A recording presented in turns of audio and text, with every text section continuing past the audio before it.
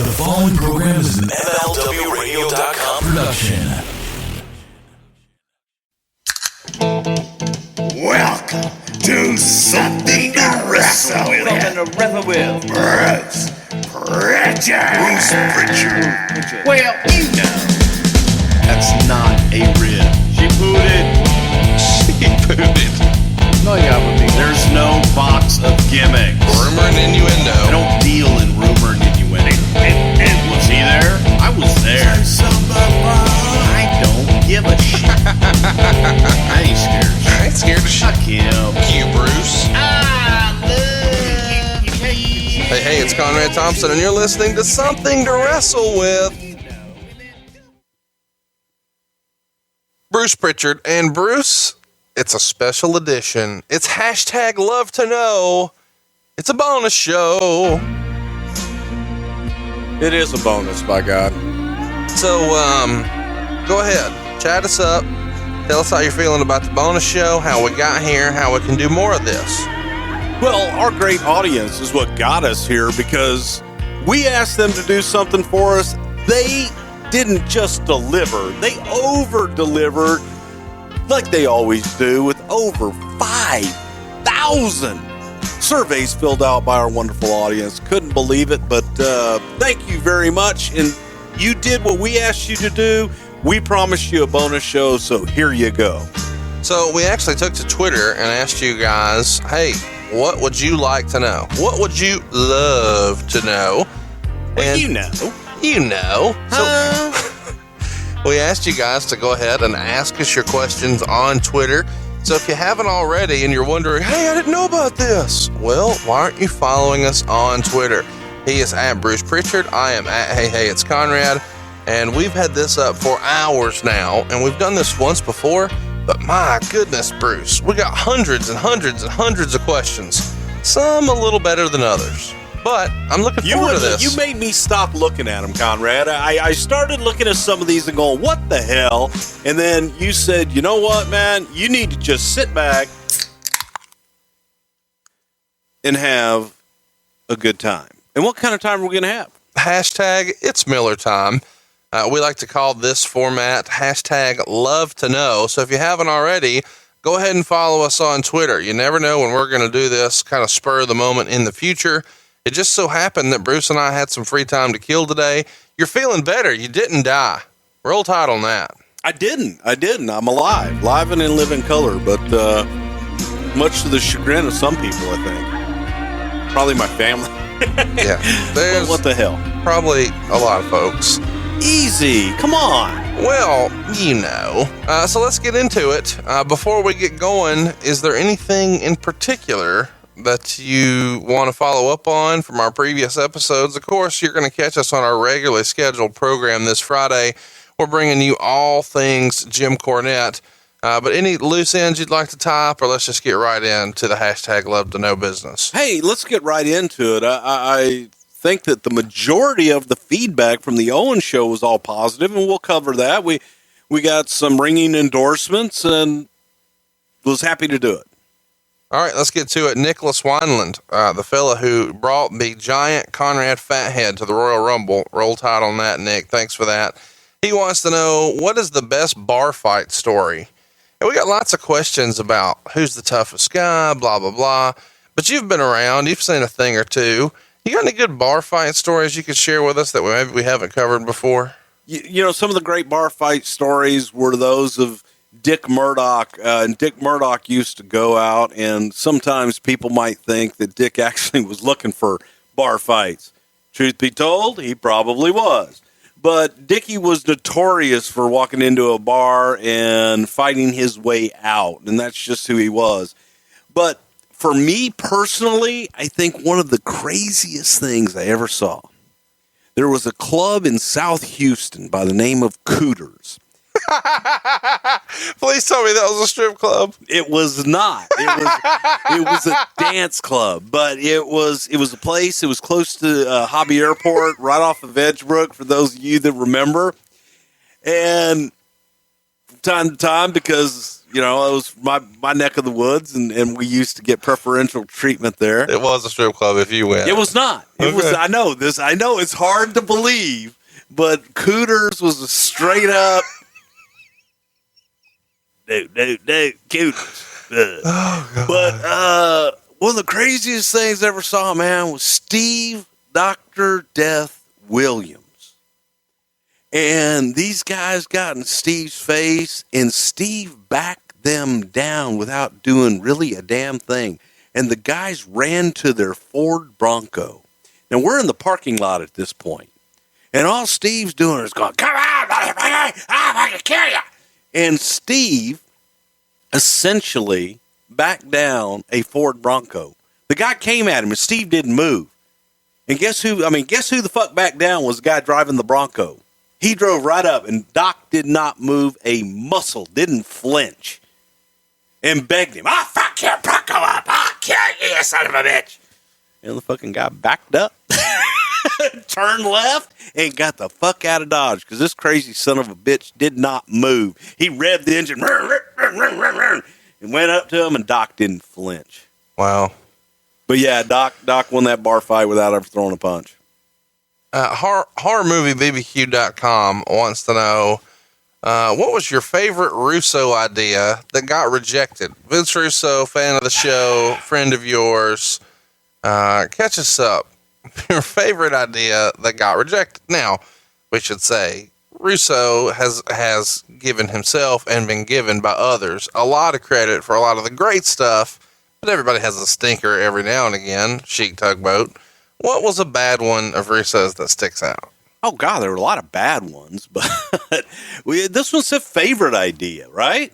Well, I took it a different way. I thought he meant like, can you fucking believe this? But tell me your favorite that got rejected. There were a lot of well, it involved me, man. You know, hey, this show's about me, isn't it? Damn it. It is. We actually had an idea for me to come back and end up managing Kane with dark red hair, but the promos that were going to be cut. And this was 1997-ish, maybe? He debuted in October 97. Okay. So it was, then it had to be right after that. Okay. Shortly after that. But the idea was that my hair was red, basically the color of Undertaker's hair. And the idea was that I was going to come back under the auspices of helping the Undertaker feud with his brother Kane. We would do this, basically do a kind of a switch. But after the promos, Vince, classic Vince can tell you that you're a piece of shit and that it really sucks by telling you how great you are. And then you walk away feeling good, but just shit all over.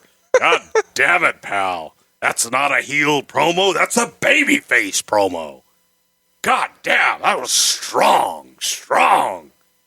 We ain't doing that. Basically, so yeah. Chris on Twitter wants to know, why has Vince never hired Kevin Sullivan as either a talent or in the office? God, I don't think that, cheers. I don't think that Vince was ever really put in a position to hire Kevin Sullivan. And Kevin was ingrained in WCW for so long, and I don't know that Kevin necessarily wanted to come at that time, but there were times that I've heard. Can I pitch you the story I heard? Sure, you can. You can tell this story. Go ahead. So the story I heard is that Stephanie asked to meet with Kevin at a hotel, not the TV hotel and not at the building, and meet in so-and-so suite. And they left a room key for him, and he goes up there, and she comes in a few minutes later and wants to know what his credentials are. What has he done? I heard that story from Kevin Sullivan himself, yeah. How fucking crazy is that? You got to understand, I don't think that Kevin Sullivan should have to bring a fucking resume for a wrestling company?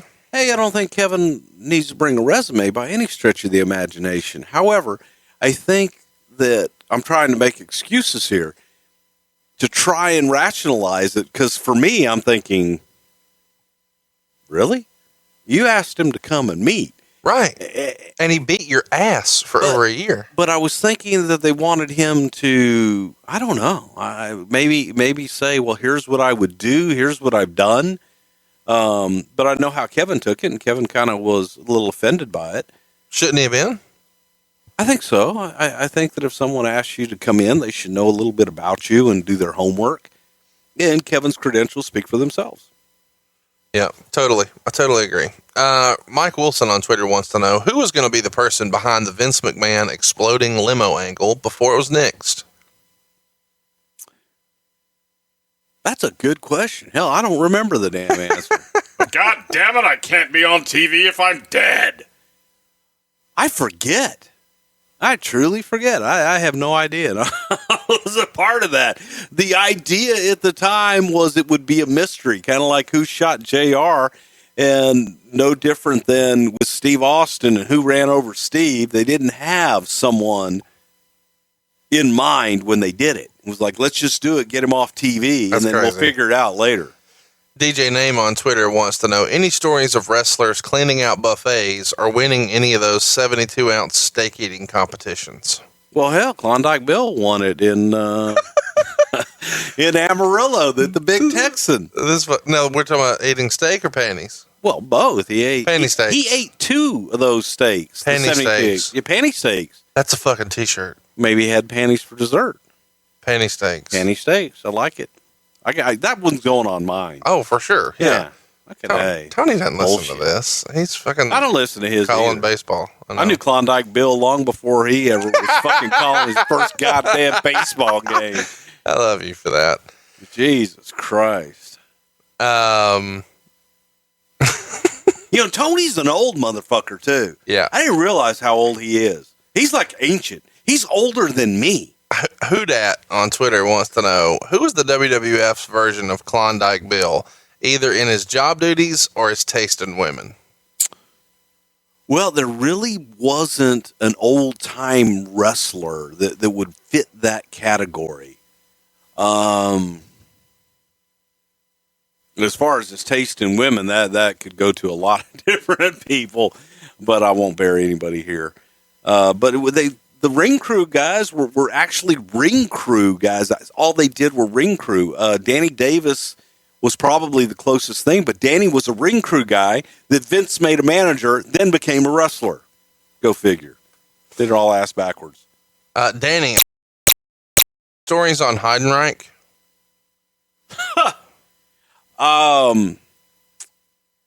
Wow. Crazy stories about Heidenreich. I saw Heidenreich at WrestleCon. And apparently he got into an altercation with the guy that brought him in At WrestleCon. Flipped a table and threatened him.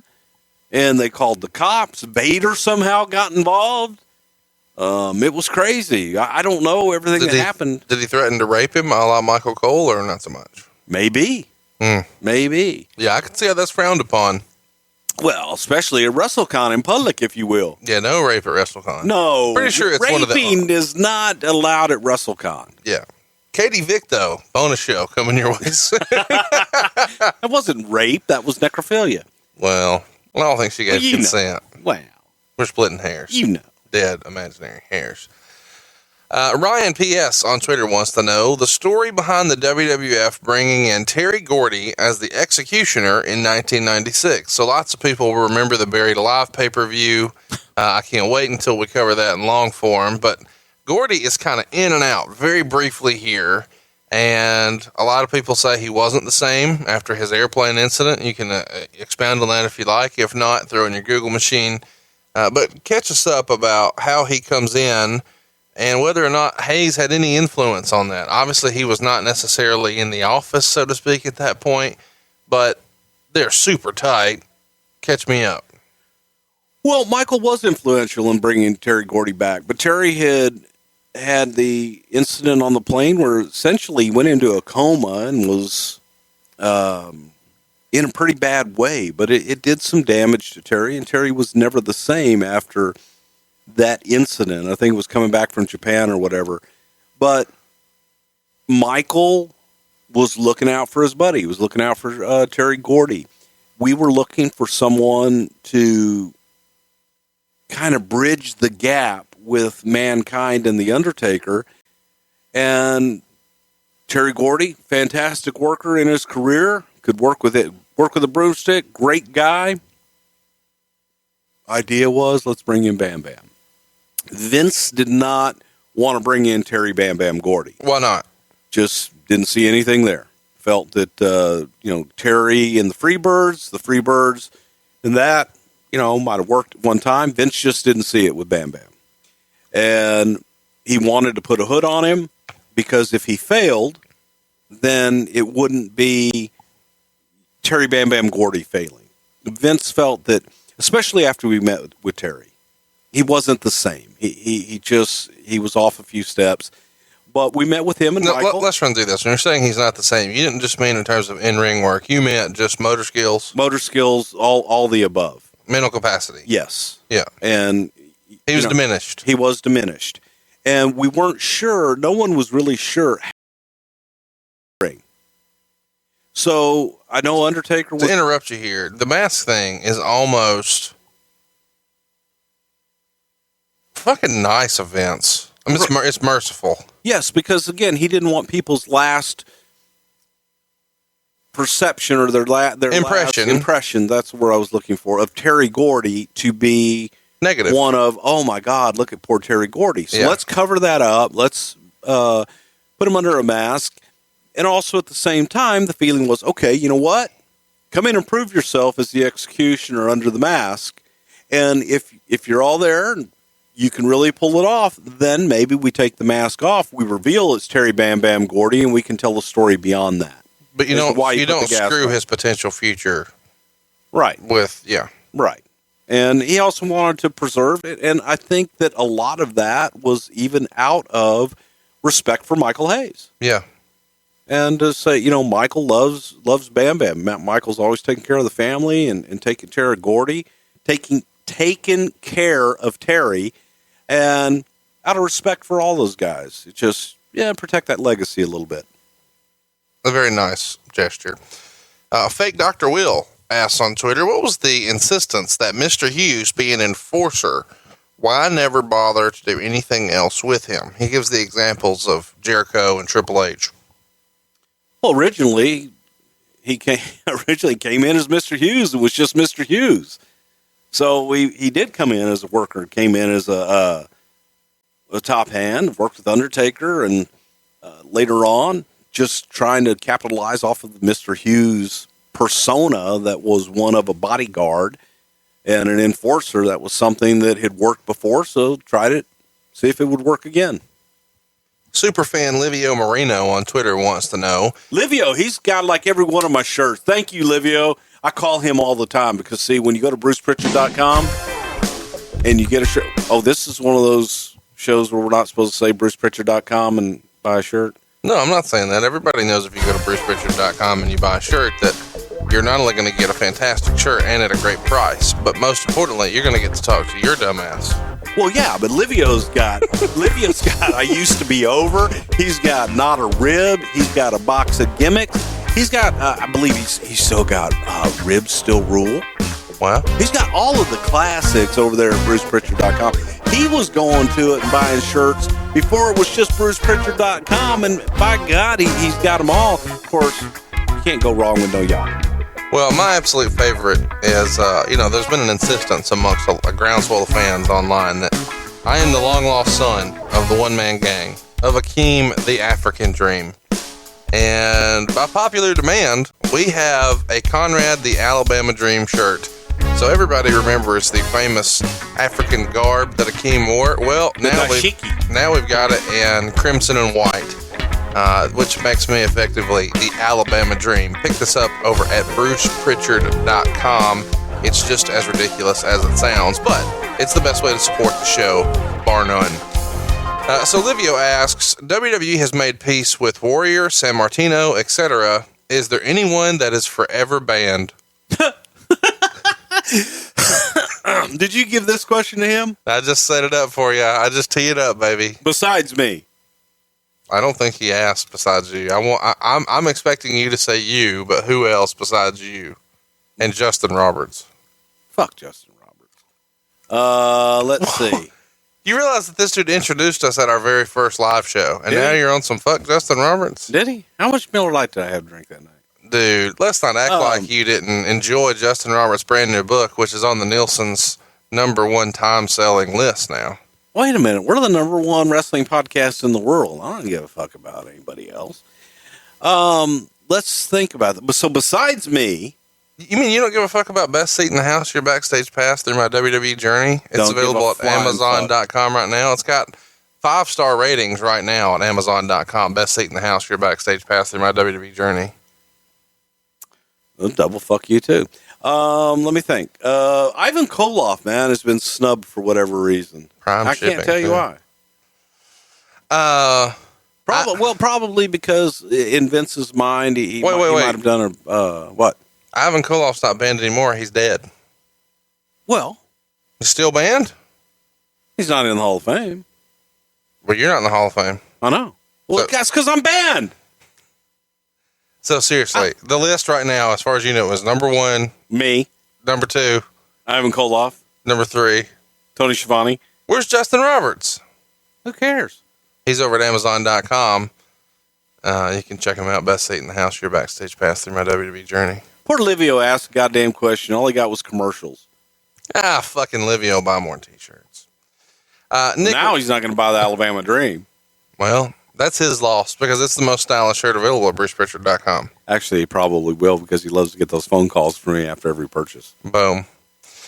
Nick Lopez on Twitter wants to know, has WWE ever investigated backstage sources for giving info to the dirt sheets? No, because most of the times they're not credible, so who the hell cares? There's been rumor and innuendo for so many years about, this guy talks to the dirt sheets, that guy talks to the dirt sheets, that it just becomes silly because when you realize that the dirt sheets are only 2% of your audience, it's irrelevant. FRZZ on Twitter wants to know, what does Bruce think he'd be doing if he'd never gotten involved with wrestling? Probably working at a strip club. You know, that wouldn't be a bad career. I'd make a hell of a DJ. Tiffany on the main stage. All right, guys, introduce a Spanish dancer. Maria, stage 3, y Lupita, el stage número 1. Please show your support with your Dolores, por favor. You know who I bet? Only Dave Silver were here right now. You know who I bet would do a phenomenal job introducing strippers? Besides me? Justin Roberts in his new book, Best Seat in the House, your backstage path through my WWE journey. Carl Reck on Twitter asks, any fun stories of the ECW originals during their WWE run? He lists a few examples just to jog your memory. Sandman, Axel Rotten, Balls Mahoney, Tommy Dreamer, Lance Storm. Well, this was going to be boring as hell, but Sandman was just like a model employee. Are you serious? Yes. He would get to the build, man. He was never late. He would sit there and read his USA Today with his Sperry topsiders on or whatever the hell shoes. He was always very nicely dressed, and he would just sit in the locker room, arms crossed, and reading his USA Today, and was an absolute model employee. I think one of the... How fucking fun is that? It's great, man. Sandman's a good guy. I like Sandman. I like all those guys, but, okay, maybe not all of them. But, Balls, one night, we come to check into the hotel, and Balls is there with his girl when his girl was pregnant with their son. And, Vince was like, oh my God. But the funny Balls story was when Balls was Santa Claus. Oh, no, so wait a minute, you got a funny Balls story? Hold the Santa Claus. Let's save that one. Let's bang that one. Jim Hall on Twitter wants to know, Bret Hart says he hates chops because they hurt worse than they look. Any other moves like that? Anything that Ultimate Warrior threw. I knew you were going to say that. Ricky Morton we've all stolen the line from Ricky Morton about, hey, just ball up your fist and hit me as hard as you possibly can because your working punches are fucking killing me.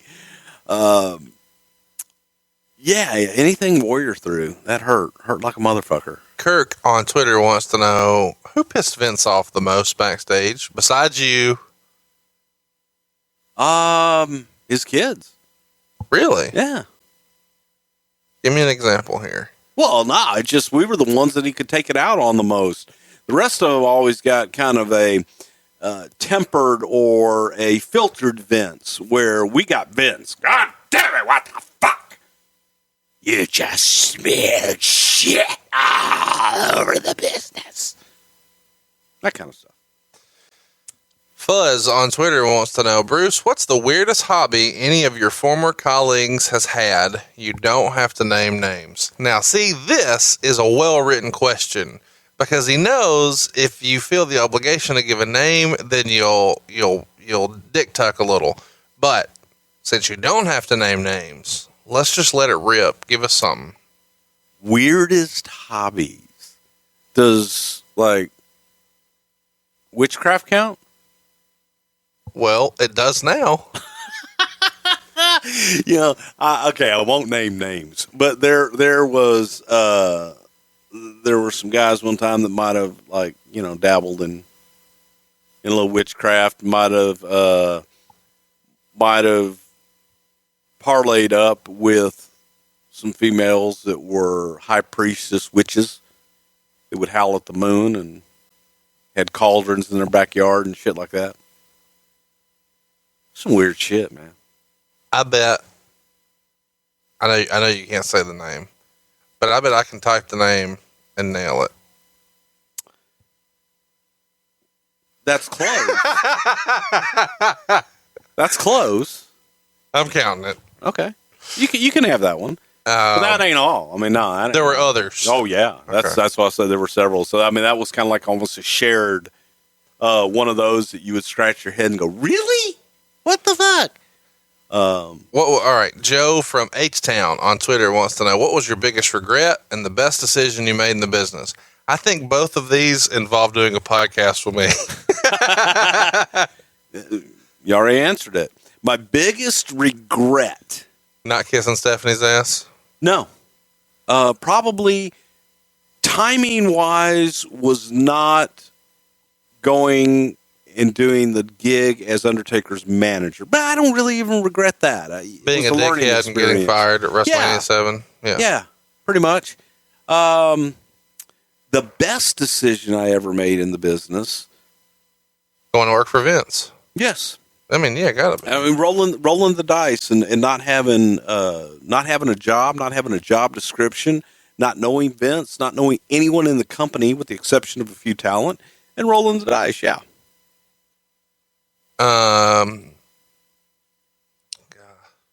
Georgito Cruz. I'm from Alabama, Georgito dude. Sorry, Cruz. I did my best on your name, bro.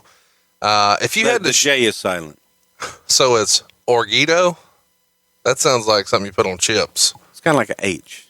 It's like Jesus. All right, Juan. You say his name in your Royal Rumble '97. Georgito Cruz. If you had to choose a wait.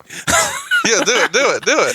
If you had to choose a documentary about a wrestler or a manager, which one would you choose and why? So we're officially the most racist people ever to our listeners. Hey, man, shout out to my buddy Dave Silva. Second time we mentioned him, man. He's Hispanic. Wait. Let's run through this. This is not Dave Silva's question, but your immediate impact is to my Mexican friend. Hey, I got Mexican friends. I do have It's fine. Dude, I grew up in Houston, Texas. All my friends were Listen to this. You can answer the question. If you had to shoot a doc about a wrestler or manager, who would you choose and why? Can I freestyle a guess? Yeah, sure. I'm going to say that it's about Dory Funk or Paul Bosch. You know, Paul Bosch would make a damn good miniseries of drama. Right? It would. It really would, because just the true story, put it that way, of the true behind the scenes of some of these people would make some fascinating stories. Paul Bosch would be a great one. Lots of questions. But the ultimate would be Vince. Oh, of course. Of course. Mondo on Twitter wants to know, how far were they going to go with the Ultimate Maniacs? I know you weren't there for the whole thing that they put together, but obviously plans change when Warrior has to Yeah, go it was away. a one-off. It was simply a one-off for Survivor Series. Isn't that amazing when you think about how much merch they would go to sell and how popular this thing was? Obviously, it's just the melding of two iconic characters, but that could have been a much bigger deal, don't you think? It could have been, and you took two guys that really took their characters to heart and put so much into it to make it much more than it really ever was. So here's the type of question that I didn't expect to get from our audience. I won't say who. Someone says, was the cement-filled Corvette actually one of Vince's? That's a real question. For fuck's sake. Of course it was. He paid for it. Yeah, absolutely. Hey, There are those real? Yeah, I got the receipt in my pocket. Damn right. Mike on Twitter wants to know. Can I give a sidebar here? Yeah. Okay. You know, everybody talks about these things sometimes and how, well, that's not real. That's not real. You know, Vince was such a stickler. Here's the difference between Vince McMahon and everybody else. Remember when Rock pulled up in a brand new Lincoln Town Car? Yes. And Steve took it and trashed it. Yep. And put it on the forklift and totally destroyed it. Yeah. Okay. Well, Jerry Briscoe had a new looking Lincoln Town Car that we could have gotten for about $5,000. And he could have had it painted, make it look like a brand new $50,000 town car. Polished, shined up, ready to go. Absolutely beautiful because it was at night. Yeah. Yeah. Okay. You weren't going in and taking a goddamn tour of the interior inside. Yeah. And real Corinthian leather and, you know, AM, FM, Sirius. Is the goal to say everything you can in Hispanic voice today? I'm not mad at it. I'm just wanting to prepare the listener for what we're doing today. Well, who asked the question? Well, exactly. it was a guy named Mike. I don't think it was Dave Silva, who is apparently your go-to voice now. You know, when I'm with Dave, that's all we do. Anyway, I'm bilingual. Like Tony Shivani and Tom. But here's the difference. No, here's the difference. Vince was like, God damn. What the fuck would our people be able to tell a mile away? Went and bought a brand new loaded Lincoln Town Car for The Rock to drive into the scene and then get it trashed because people will know. If Austin's going to trash something, be a brand new Lincoln Town Car. God damn, pal. Fuck Lincoln. But that was the idea. It was don't do it half-assed. Did Vince drive? Did he prefer Cadillac over Lincoln? No, we had both. We drove Lincolns a lot. Okay, well, you just said fuck Lincoln. So I said fuck Lincoln because I'm looking at new cars. Hey, anybody out there that's got a hook? My God. What? If you have a hookup on a new car, don't send an email to something to wrestle with at AOL.com. It's not like Bruce Prichard is personally looking for a hookup on a great deal on a new automobile. Like a Hyundai Genesis E90. Those are nice. I like those. I know, and I'm asking for a fucking Hyundai. I like them. Sorry. Kids, we got to have you buy some more t-shirts over at brucepritchard.com. This is a good one. Hey, if you got a hookup for a Chevy Avalanche, you know. All right. Okay. You don't want one of those. I don't. Charlie on Twitter wants to know, hypothetically, what would it sound like for Johnny Ace to pitch Zach Gowen as a possible Royal Rumble winner to Vince? I used to work at IHOP. Oh, my God. I was not ready for that. No. Well, if girls with big boobs work at Hooters, we're the girls with one leg work. IHOP. No. I don't think I answered your question. No, you didn't. But you got Johnny Ace. Durko Flint. I did a whole show of Johnny Ace last week. Yeah, everybody on Twitter wants to know, what was the funniest and least funniest botch that you have witnessed, and what was Vince's reaction to both? So, okay, they're both in one, they're all together in one thing. So you tell us the story, and then we want Vince's reaction. Well, no, the funniest and unfunniest was Vince tearing both quads. All right, let's hear, hypothetically, he walks back through the curtain, he's off TV, he's fucked himself up royally. It's Royal Rumble 2005. Do I have that right? Close enough. Okay. And he's back. You know me with numbers. Yeah, yeah, give or take. Yeah, 5, 04, 07. You're close enough. He's in the back. What's it sound like?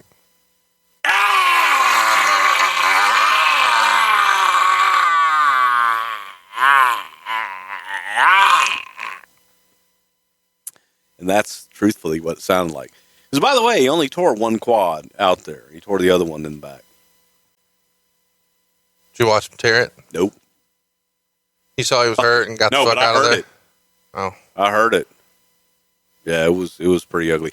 But then the other one was, you remember when DX had the bus and Austin was out with the wrecking ball trying to blow up the bus? Yeah. Live, that motherfucker didn't work. Like we got the wrecking ball and Austin's dropping the thing and the pyro's not going off. Well, DX, the fuck they were, they're all in the ring. And we're watching this shit live, and I'm at Gorilla, and I'm like, God damn it, cue the fucking pyro. And nothing's happening. It was so bad that Vince and DX and all those guys, they had to make fun of it. They had to start making fun of Austin in the ring because it was just so fucking bad. The other one was when Midian, when they sacrificed Midian. Yeah. He was supposed to levitate. But no one told Michael Cole that we scratched the levitation because it looked like ass. So Michael Cole, last thing he heard in the production meeting was and then Midian levitates and oh my God, he's levitating. Well, there was so much fucking smoke and shit that Michael couldn't see. But he knew in his head he had heard Midian was supposed to levitate. So he was, oh my God, Midian's levitating. And he wasn't. It was bad. It was ugly. Who'd y'all call in to make sure that you could levitate a guy? Is that a phone call you make to David Blaine? Call the levitators are us. I was hoping for something silly. Thank you for that. Well, hey, who the fuck do you call when you want to levitate?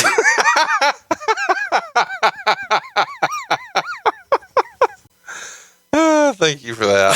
Well, seriously. We can turn the recorder off. We're done. Hey, this right here is this is why we have the best audience in the world. They get it. Check this out. You ready? Yeah. If Jerry Jarrett and Jim Cornette were challenging Dusty Rhodes and Stu Hart to a game of tennis, what would that sound like? Yeah, I'm not just going to take a goddamn rubber motherfucking ball and put it on my nose and balance it and go, for your goddamn enjoyment. That's kind of what this show is, actually. Huh? Yeah, get to fucking barking. What? Goddamn, they want to play tennis, motherfucker! Huh? Where? On your fucking tennis court, Jarrett. You got like 3 of them motherfuckers out behind your house. You got the pool all fucking filled in with the concrete and shit. Yeah. Really? I don't fucking play tennis. I'll shut your little fucking hillbilly ass there. Fuck you, goddamn Canadian motherfucker! Don't you be talking about my partner like that, you little goddamn fucking Kentucky fucking little... can't even think of nothing bad to say about you because I love it. I love it so much. Oh, come here, give us a hug. Everybody in for a group hug. Huh? Hug, goddammit. I said hug, Jared. Give me a hug. Well, you know. There you go. Thanks to Brandon Napier for that one. That's a good time. Napier. It's damn Brandon Napier. I think that's French. Oui, hey, qu'est-ce que c'est? I have no idea what that means, but it's all them French people say up there in Montreal. Russell Mann wants to know, any good Adrian Adonis stories? Why did he let himself go? Because food tastes good. What the fuck? Russell, man. Okay, Adrian's passed. I think it's safe to kind of half-ass tell the story. First time I ever met Adrian Adonis was in Beaumont, Texas. And I was giving Adrian a ride. Adrian got in my car. It was a Chevy. It wasn't a Chevette. It was a Chevy Celebrity. Adrian gets in my car, takes out a vial of cocaine. Now, this is in front of the crowd. I mean, people are all at the back door and shit and everything, and they're waiting for the boys to come out. And I pull up. Adrian gets in, a couple other guys. That's it right there. What color was this Chevy Celebrity? Just so I can make sure I got it right. It was blue. Okay. Like a navy blue. And he takes out a vial of cocaine, puts it on the dash, and just starts Takes out a vial of what? Cocaine. Okay, I thought you said cocaine. Cocaine. And just snorts a big-ass line and then looks over at him and goes, "Oh, hey, how you doing, Keith?" So he gets in my car, pours out cocaine, snorts a line, and then introduced himself. It was darker than it was. Yeah, I mean, that's wrestling business, is it not? Pretty much. I don't know, man. You know, Adrian was always a big guy. Always had a very unique physique. But what a worker, man. Some bitch could move, and he could go. He could go with the best of them. Nick on Twitter wants to know, who's the one wrestler who you argued the hardest for that never got the huge push? Wow. That's a hard one. I don't know. Maybe Perry Saturn. I don't know. That's a tough one. Off the top of my head, I can't think of anybody that just, comes to mind. Al Snow we argued pretty hard for way in the early days. Then he became Avatar and his fate was sealed. They became Avatar? Avatar. He's a James Cameron movie? Hey, no. Cameron made the movie about Al. Yeah. Huh. Fucking A. If only Al were blue. Maybe. I'm going to move along. Bubba Dale on Twitter wants to know, we got this a lot. I know what you're going to say, but just go ahead and explain it for everybody. Would love to know anything about the plane ride from hell. Wasn't there? I was on a lot of plane rides that were hell. But not that one in particular. But not that particular one. Chris Marsh on Twitter wants to know, during the long TV broadcast, how does the commentary team go to the bathroom? Any funny stories? Yeah, in their pants. Goddamn, boy, I had to pee. That's why I wear black. Sometimes you just pee. You gotta go. Are you being serious right now? 100%. Jim Ross pees his pants. Jim Ross pees he has peed his pants, yes. Well, we've all peed our pants. No, at the announce table. He's just out there chugging water, you're pissing. You're out there for 4 fucking hours, and you got to piss. It's not like you can take a break and go back and piss. You got to pee. That's why you wear black. Just pee your pants. Just pee your pants. Go pee. Jim got pee. So, there's a chance right now on Raw. Uh-huh. Michael Cole. Uh-huh. Corey Graves. Correct. Booker T. Yeah. They're pissing. Booker wouldn't piss. Booker's got class, for fuck's sake. What about the ring announcer? He's up there the whole time, too. Fuck the ring announcer. But Justin Roberts have peed his pants? Fucking Howard Finkelwood, he's a pro. Am I missing something right here? No, dude. You think it's coincidence that they fucking wear black? You're blowing my mind right now. Why? What if you got a shit? It's black. You just go poo-poo. Jimmy got poo-poo. When Vince was out there doing commentary. Yeah. And Vince had to pee. Yeah. Well, Vince would hold it. Or have someone come down to ringside and hold it for him. Yeah, that's probably about right. How do you not know that? Everybody knows that in fucking goddamn television. I That's what announcers do. This is play-by-play guys, man. You got to pee. You go on the air. Matt Coon on Twitter wants to know, has Bruce ever been wrong on who had it? No. Okay. What about backstage? I'm about half hot at Matt right now. Why would he ask that kind of question? Like I've been wrong. Ever. There's that time. Thought I was wrong. When was the moment that you knew kayfabe was dead? This comes from Lewis on Twitter. Kayfabe's dead? I didn't know he was sick.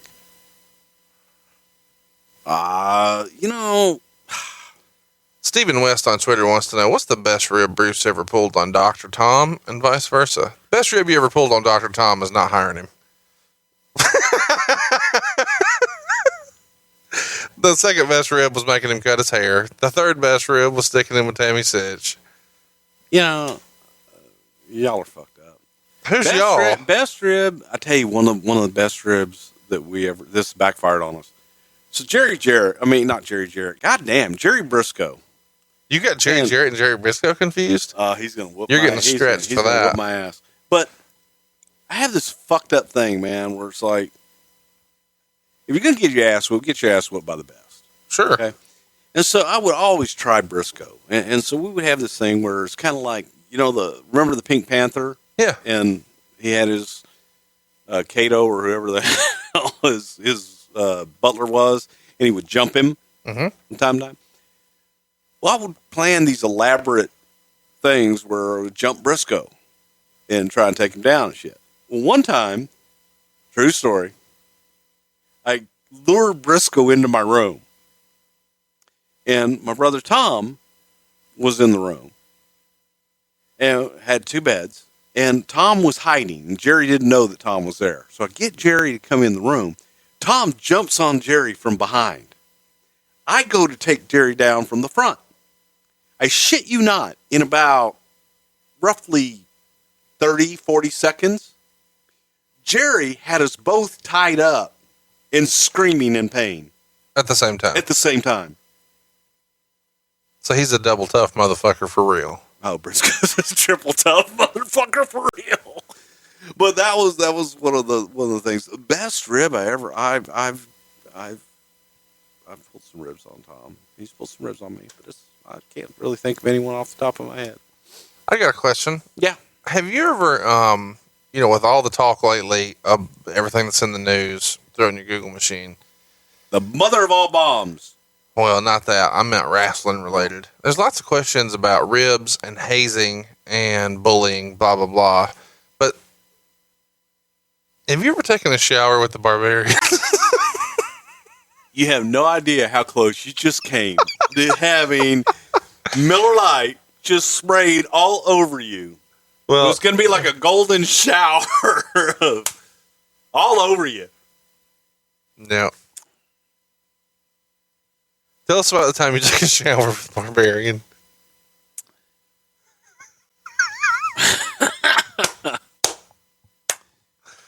That question comes to us from Mamba. That question comes to us from Hey, it's Conrad on Twitter. Oh, well, fuck him. Barbarian shower. Come on, let's do it. No, it's scary. That's one of those things you don't ever want to relive. Is this real? What's that? You're going to keep the story? I'm keeping it. Oh, my God. Okay. Memories of working with Tony Shivani. Pure hell. Absolutely pure hell. No, you know what? Tony was Tony, and I thought Tony was a good play-by-play guy, but Vince felt that he had a southern twang, and damn Tony for calling play-by-play when he should have been telling stories. Lewis on Twitter wants to know, got any good jumping bomb angel stories? It's a fucking deep cut right there. Wow. Not really. Who asked that question? Lewis. No, Lewis. Want to make it longer than just no. Okay. Tony Barker on Twitter has a great question, and I'm going to need to hear a little impression action on this one. What was Michael Hayes' reaction to the Doc Hendrix character, and what he said when he had to get his hair cut? Dave. Michael came in, and Michael had been preconditioned prior to arrival that there may be a request to trim his hair up a little bit. And Michael came in with a full beard, hair down to the middle of his back. And Vince didn't see that, didn't like that look, and wanted Michael to cut his hair. We had a hairstylist in the building, and Michael agreed to cut his hair. So, yeah, I'll get my hair cut. And he says, well, great. We've got a stylist here for you.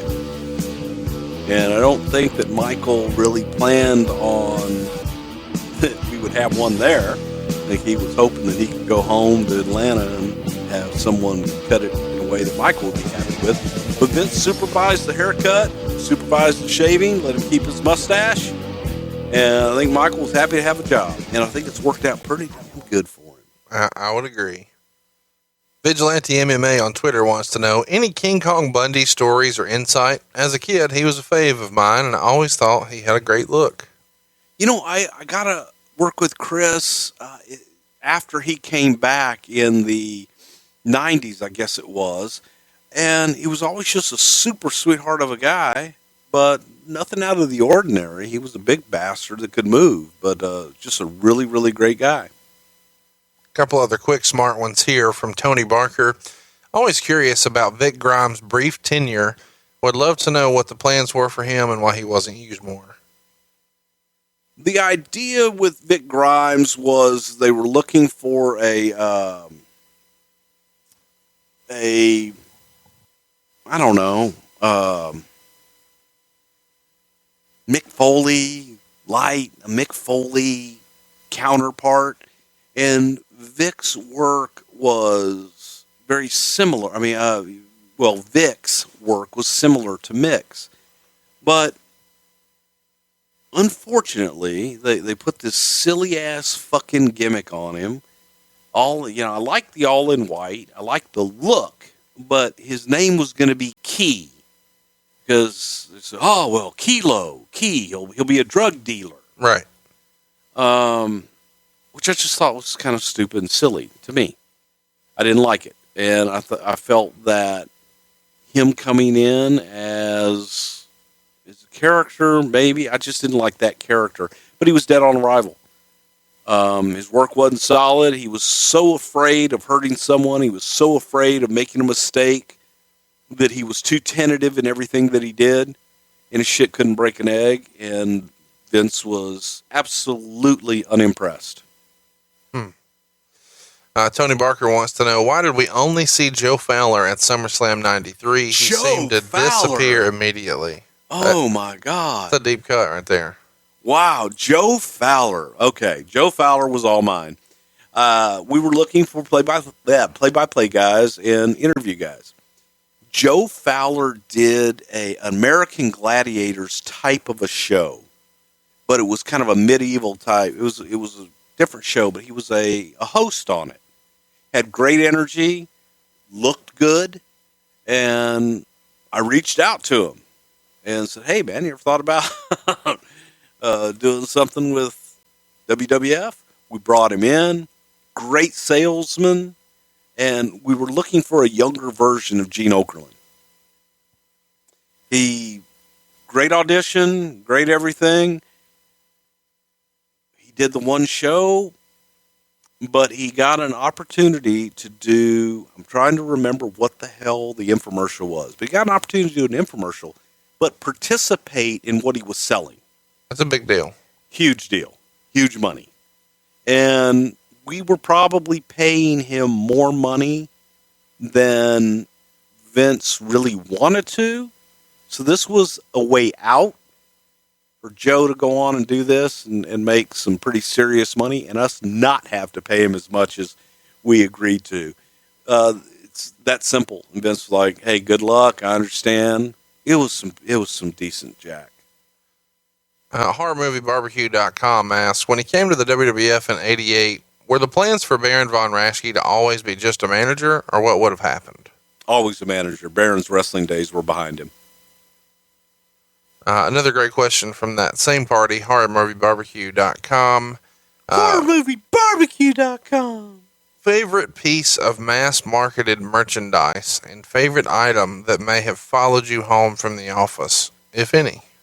Mass-marketed merchandise. Really, the only thing was the chairs, the commemorative chairs from the WrestleManias. Those, I have those. Other than mass-marketed. You have every WrestleMania chair that you were there for? I have most of them. Wow, that's cool. Most of them. And I'll tell you, one of the cool things that I do have is the teddy bear that Goldust gave Razor Ramon. Oh, that's fun. Yeah. I don't know why I liked it, but I got it and I kept it, and that's pretty cool. I have Kane's original mask. Any memories of Chris Benoit's trial in 1995? Nope. Was there ever a celebrity that pitched an idea for a storyline or involvement, but the company wanted nothing to do with them, besides O.J. Simpson? Marky Mark. Really? Yeah. Well, let's hear that one. We did, what the hell's it? Donnie Wahlberg. Yeah. Okay. So Donnie was the star at the time. How crazy is that? Marky was Marky Mark with the underwear. Well, we used Donnie at WrestleMania 10 as whatever the hell we used him for, ring announcer or whatever. Well, Marky wanted to shoot an angle where he wrestled his brother, be it at SummerSlam or Survivor Series, but he wanted to shoot an angle and actually get in the ring and wrestle Donnie. And Vince didn't know who Marky Mark was. Didn't care who Marky Mark was. Yeah, why is his underwear showing? And just thought he was a midget and had no desire. That's one of those like, oh my God, how great what is could that? have been? Sure. A series of good questions here from FUZ on Twitter. Bruce, if you had to pick any gimmick out of the box of gimmicks for yourself and Conrad, what would they be? Baby, you know which one it is. That nice little, you got that nice little dashiki, Alabama. You know, you can get one of those over at BrucePrichard.com. That'd be good for you. The Alabama Dream. The Alabama Dream. Okay. That would be you all the way. Okay. For me, polka dots all the way. I mean, they're pretty classy. Yeah. Does it get any better than that? I don't think so. Bruce, I know you have been asked about the LJN figure before, but are you aware of any other planned Brother Love merchandise? Did you ever see any Brother Love merchandise besides the action figure that got scrapped? No. Do you want to tell the action figure story? No. Okay. It was there's a prototype somewhere on Earth. I don't know. It may have been burned. But you want to tell why it was burned? No. Okay. Bruce, what was your favorite celebrity involvement during your time with the WWF? We talked about this. Leslie Nielsen was my favorite by far. My second favorite was probably Steve Allen at WrestleMania 7. Class guy. Any stories behind JYD's exit from the WWF? Why do you think he fizzled out and didn't contribute much after WrestleMania 4? I think JYD was just getting tired of being on the road. It was a hard time at that period where the guys were just gone all of the time. There were stories of some of the boys leaving their cars at the airport, not returning for months to get their cars. And Dog just was tired of being on the road and wanted a different style and different pace. Chris Briggs on Twitter wants to know, why was the briefcase swinging angle from the 99 King of the Ring dropped? That's another one of those that, let's do this. Well, who does it? No one will ever know. Okay. But there's got to be a story to it, and it was just one of those haphazard, hey, wouldn't it be great to do this, bro? Okay, then what? Nobody cares. So obviously somebody cared. Any insight on the infamous 2005 hotel lobby brawl between wrestlers and kickboxers? Wasn't there. I don't know that it was much of a brawl. I think it was a lot of hoopla. I think it was talked up more than it probably was, but I wasn't there, so I don't know. If it would have been in the Tokyo Dome, forget about it. Yakishimoto Hakihashi-san would have been able to put on one of them dragon reverse triple fernums. Lots of questions from about this type of situation. Ryan on Twitter wants to know, how would WWE collapse the ring like they did on Raw?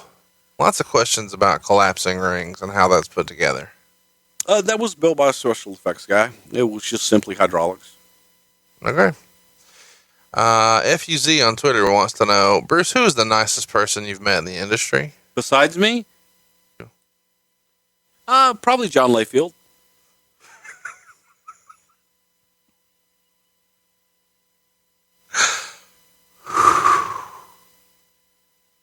Great guy, loves the business, one of my best friends. Pirates of the Caribbean, what do they got? Bruce is on Twitter at Bruce Prichard. Just throwing that out there. Ben Holcomb wants to know, who came up with the Boogeyman character? Who the fuck do you think? Any interesting stories involving worms? Yes. Vince came up with the Boogeyman character. Loved it. Was infatuated with it. The worms, man, they were buying organic worms. Yes, there's such a thing as organic worms, organic edible worms. Would Boogeyman have requested organic worms? Nobody knew that fucking organic worms existed except for some goddamn production assistant, writer's assistant that thought they were doing good until somebody saw the bill for thousands of dollars for worms. And then Vince decided, goddamn, Boogie, can't you just eat a couple fucking worms? Well, the people will be able to see that a mile away. It's got to be organic worms. No. Vince's thing was, goddamn, they can tell they're organic. You got to eat worms. Dirty worms. Filthy worms. Wormy worms. Yeah, so we just got them regular fucking night crawlers after that. True story. You've lived an interesting life, my friend. Oh, you imagine having to go and say, hey, yeah, we need about 10,000. And then I found out they make glowworms. Yeah, the sour ones I sell at the gas station? Yeah, no. Motherfuckers are moved. So I'm thinking, hey, this is cool. They got glowing worms, right? So I fill up a trunk full of worms. And I said, well, they're not glowing. Oh, we got to put this solution on them. It's okay, cool. So you got to shine them with light, and then you got to put a solution on them. And then it only lasts for maybe 30, 45 seconds that they glow. It also kills the motherfuckers. Which they don't tell me until I want to do it again. Because I'm thinking, I just sprinkle some more of that shit on there. And they're like, well, now they're dead. So I just filled a fucking trunk full of worms, and now you're telling me they're all dead? And call the old worm guy. Yeah, we need some more worms over here. Our worms died. Matt on Twitter wants to know, Whataburger or In-N-Out? Oh, fuck, Whataburger. Are you kidding me? Is that even a question? I'm half high right now. It's In-N-Out. Not even close. Yeah. No. Yeah. No. Yeah. No. Yeah. Whataburger's Whataburger should be. God bless Texas. Here's a fun one. I would love to know Terry Funk's thoughts on anything. Your mother's a whore. That's what everybody was hoping for. Matt on Twitter says, was the Vince incest rumor true? Vince incest rumor? This is the part where you say I wasn't there. I wasn't there. Yeah. Sorry. I don't know. We get lots of weird questions like that where it's like, what the fuck do you people come up with this shit? I take back you're the greatest fans in the world. No, I take that back. You're all the greatest fans in the world. Thank you for participating.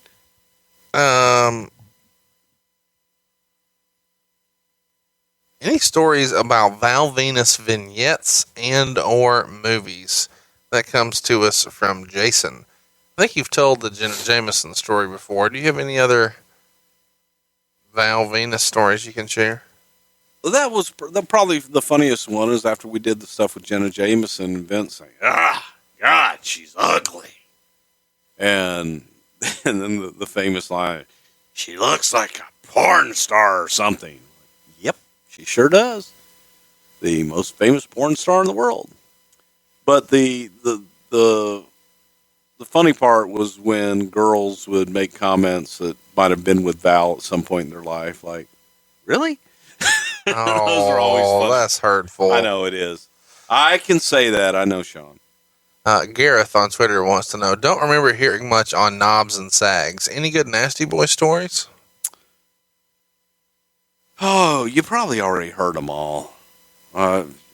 Not really, no. But they were a part of that 10th floor Hilton WrestleMania weekend with Willie Nelson at WrestleMania 7.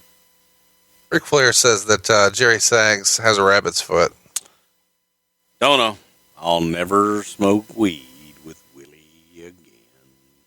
Did Bruce prefer booking pay-per-views 4 times a year with time to build the angles, or trying to book after In Your House that filled the empty months? Oh, absolutely. With only 4 pay-per-views a year, it gave you something to work towards, and it gave you time to build and tell stories without having to have a quick payoff.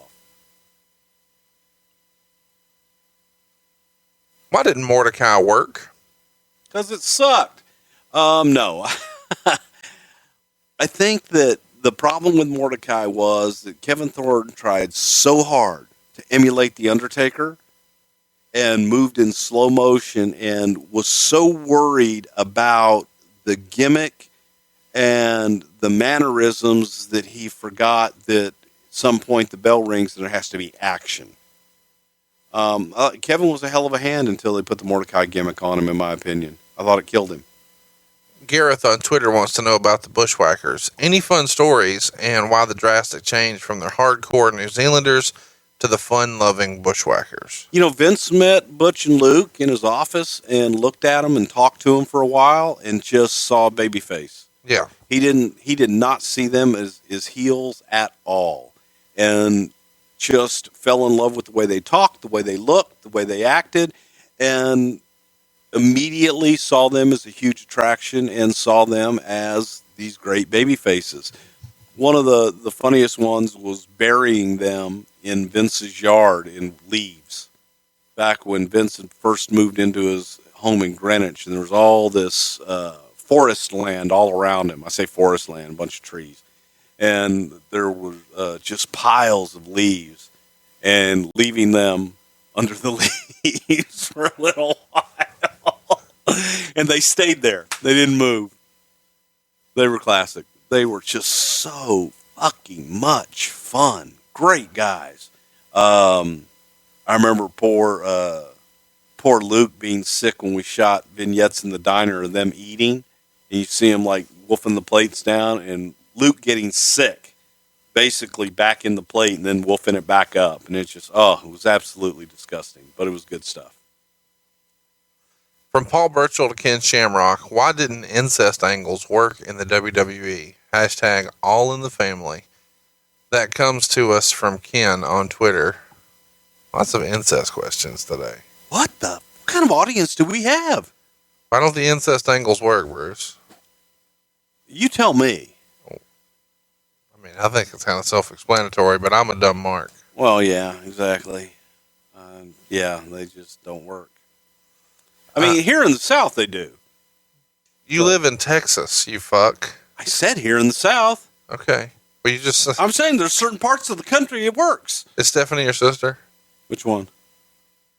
Not McMahon. The one who legally has to like you. Oh, okay. No, she doesn't. She has to love you, but that doesn't mean she likes me. Over at BrucePrichard.com. Mike on Twitter wants to know, what are Vince's thoughts on marks who hang out in airports, hotels, etc., trying to meet talent? Well, Vince hates the term marks and feels it's degrading to the audience. And people that, hang out in the hotels, it's no different than the people that hang out for rock stars and everything else. They want a glimpse of the stars. And what you have to worry about is when they stop hanging out, when they stop following you, and they stop paying to see you perform. That's when you got to worry. Doesn't bother him. Sox fan on Twitter wants to know, what's Bruce's favorite underrated rivalry? That's a good, fun question. That is. Well, Wow. let me tell you one that was awful when I look back at it. But when I was a kid, I was into it. You ready for this? Mm-hmm. Bossman Mountie, I thought was fucking awesome. That was awesome. I fucking loved Warlord and British Bulldog. Process what I just said. Oh, I hated that. That's how much of a wrestling fan I was. I was like, this shit is awesome. But again, for that audience at that time and at your age, it was awesome. Yeah. So there's nothing wrong with that. Most underrated. It's the battle of the full Nelsons. Oh God. Yeah, some of that was a stretch at best. The Mountie going to jail, SummerSlam, fucking owned me. It was good stuff. I wasn't there, so yeah, it was probably great. I mean, yeah. You liked that. You had no liked hand. that when I wasn't there. Yeah. That was fucking great. I loved it. Oh, okay. Yeah, Great. that Snake attack Macho Man, that was one of the best shits ever. That was good shit. Yeah. Snake attacking was. But You weren't there. Fuck you. But the snake attacking was my idea. That was trying to get Jake from killing Bobby Heenan. But I can't think of one. But those are good ones. You know, I think that, you know, not ever really getting to the Eddie Guerrero, Chris Benoit was something that I wanted to do, but we never got there.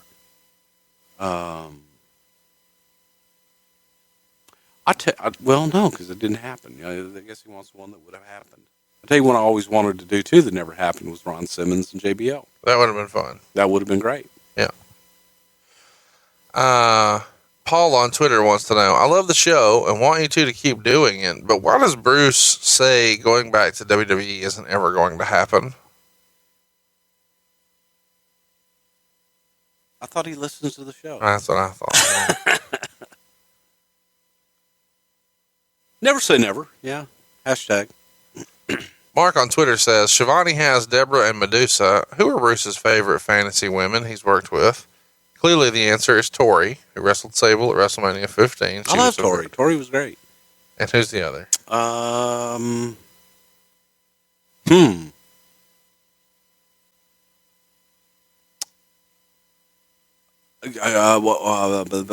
Victoria. Candace. Okay. Candace. I always like Candace. Candace is nice. She's so sweet. She's got like 3 kids now, I think. I saw her at WrestleMania. You went to WrestleMania? Well, you know, at that wrestling con. I saw her at Wrestling Con. What's to say?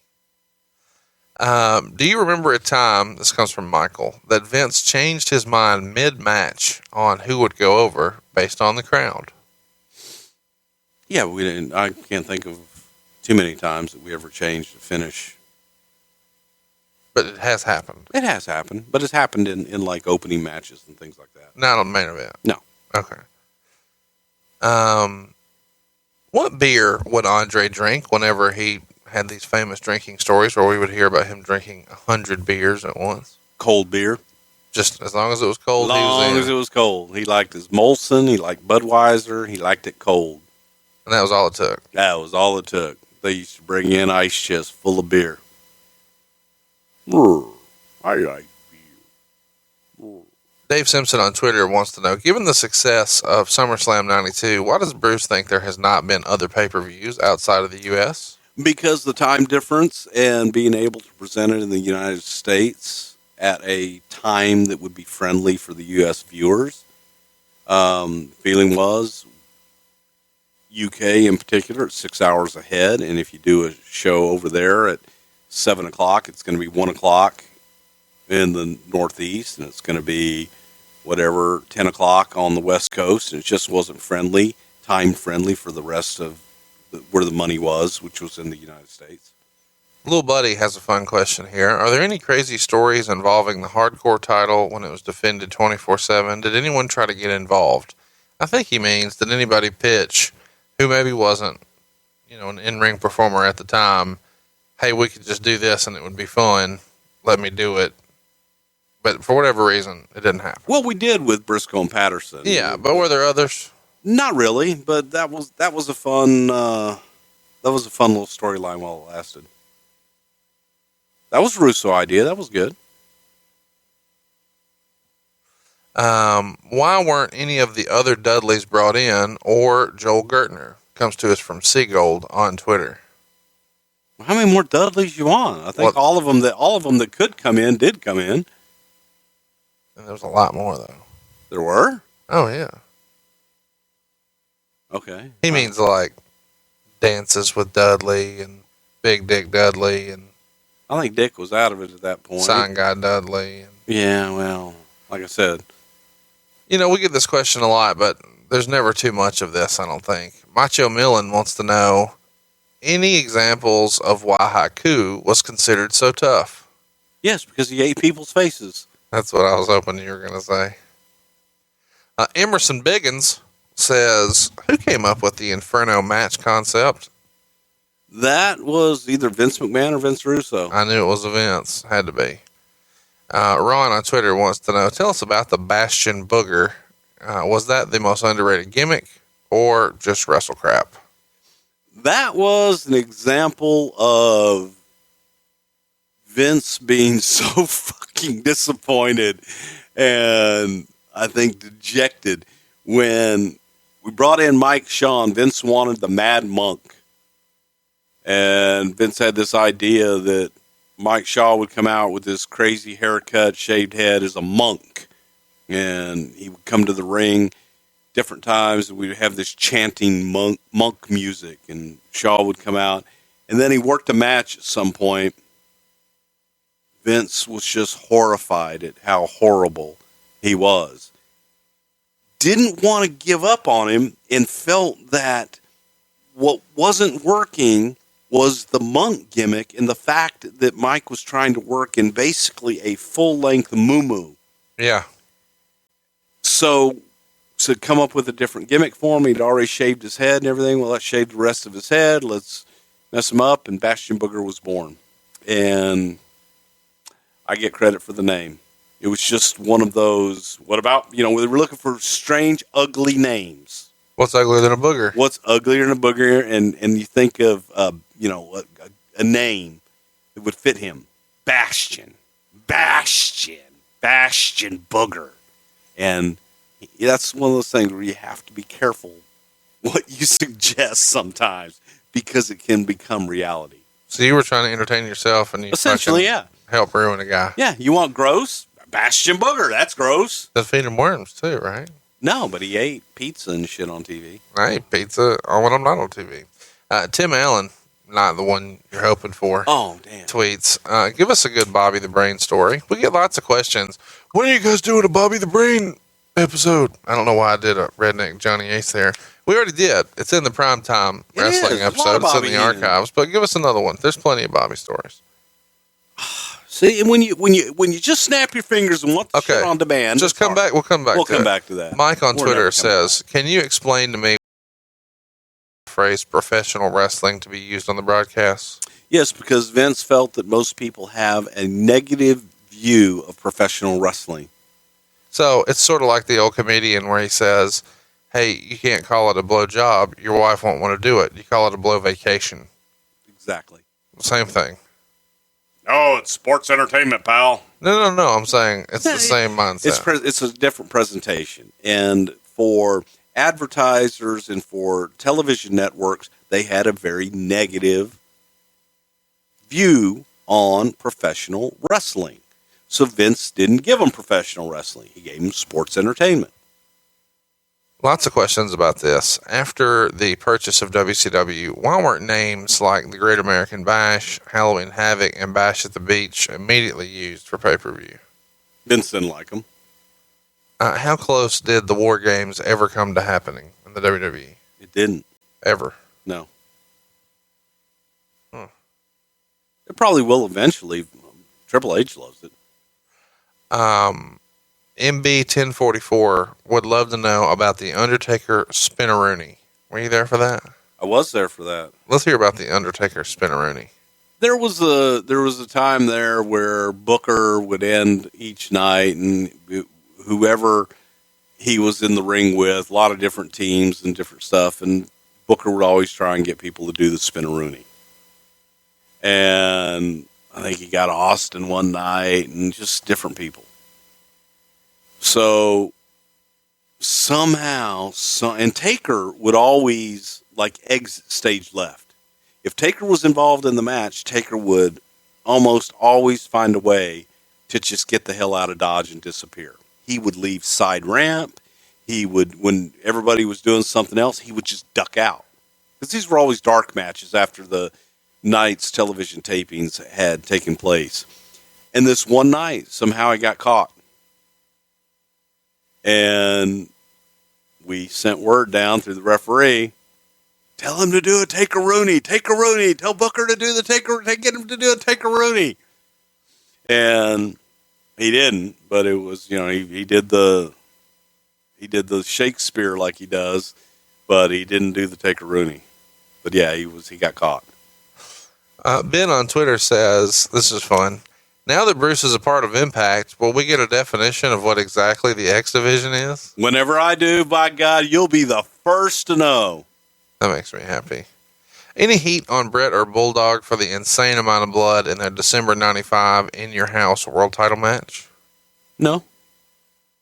Here's a fun question. This comes to us from Nitro_Party. Would love to know about changes to the Raw set over the years, what went into the decision, rejected ideas, logistics, etc.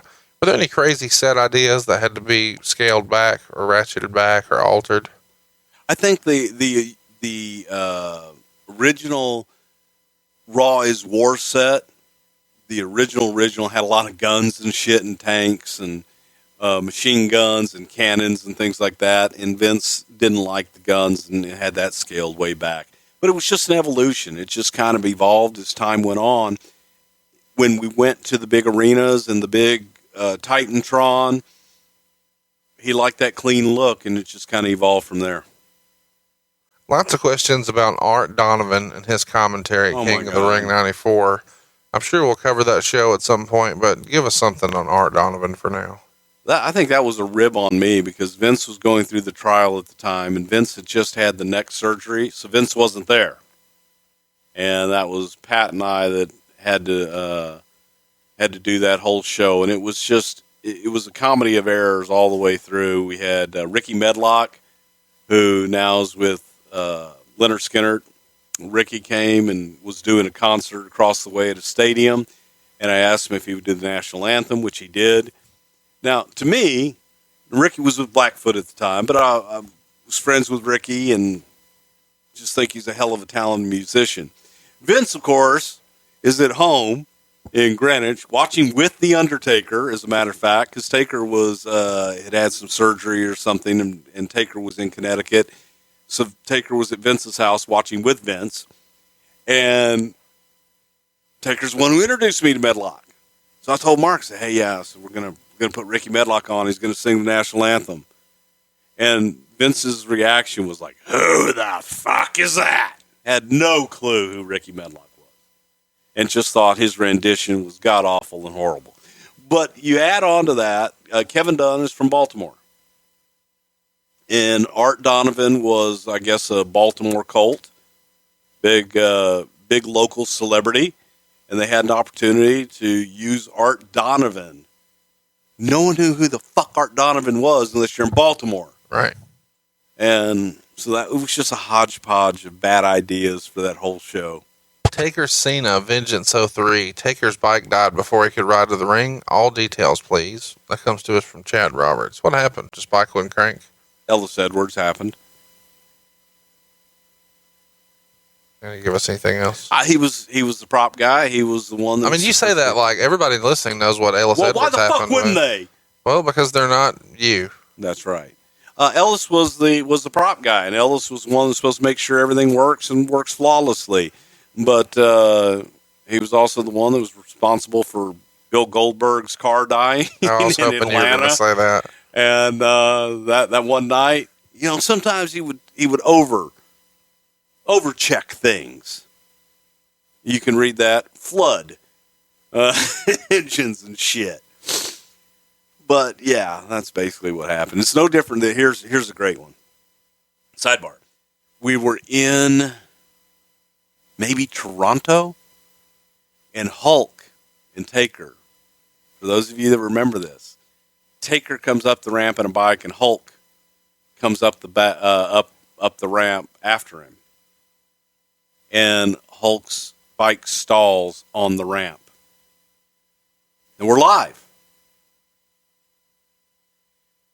We have Timmy Walbert in the truck, and Timmy is not the usual. He's Marky Mark's brother. No, not Walbert, and Timmy wasn't used to being in that position. So Timmy's doing a million things, but he thinks, okay, wait a minute, we had pre-taped the Undertaker Hulk segment backstage earlier. So he's like, I'll just cut to the tape. You can't cut to the tape for the live audience because we need the live reaction. You can't cut because Hulk is still on his bike on the ramp. And I'm running around backstage, and they're like, well, go to tape. And I'm like, no, don't go to tape. We almost went to tape of Hulk on the bike in the back when he was still out in front of the audience, but that didn't happen. But yeah, that was another one of those Ellis Edwards. That was the night that Ellis said about Taker, well, I don't know, a big man here knows how to ride. Oh, fuck. Yeah, he endeared himself quickly to Taker. I don't know, a big man over there knows how to ride. Michael Scott Moore on Twitter wants to know, why was the Piledriver album never released on CD? It's been rumored that Rick Derringer had a lawsuit with the WWF over the rights. Piledriver, I don't know that Rick was on Piledriver. I don't know that he had anything to do with Piledriver. Why wasn't it released on CD? I don't know. Do they have CDs then? Yeah, it is on CD now, I think. Okay, yeah. Then it was. So fuck. Michael Mann wants to know, was "We wish you the best in your future endeavors" a slogan that Vince, someone in HR, or Johnny Ace came up with? Oh, God, we were using that long before Johnny Ace. I think that's just an HR thing. What was the story about George the Animal Steel and the Mind Doll? I don't know what that is. The Mind Doll was a stuffed plush animal that Vince wanted to market when they turned George the Animal Steel babyface, and it was something that they felt they could market and be as big as Cabbage Patch Kids. But he called it Mine, and it was a doll with a green tongue. Oh, yeah. Mine. What was Vince's reaction to the ECW One Night Stand show in 2005? That comes to us from Paul Power. I think the answer was, hey, there's money here. Let's fucking start a promotion. Well, did they say what was his reaction after? They said to it. Thank God it's over. He was happy when One Night Stand 05 was over. Probably. I wasn't there, so I don't know. But I know he was relieved that it was over. And I'll tell you this. Didn't want to do another one. It's top 3 favorite live shows I've ever been to. Outstanding. You missed a great show. Michael Scott Moore also asked, was there ever a consideration to bring back Demolition for another run? No, because Bill Eadie had moved on and Bill wasn't able to work, and Crush had kind of moved on to a singles career at that point. So they had broken up, and there never really was any discussion of doing that.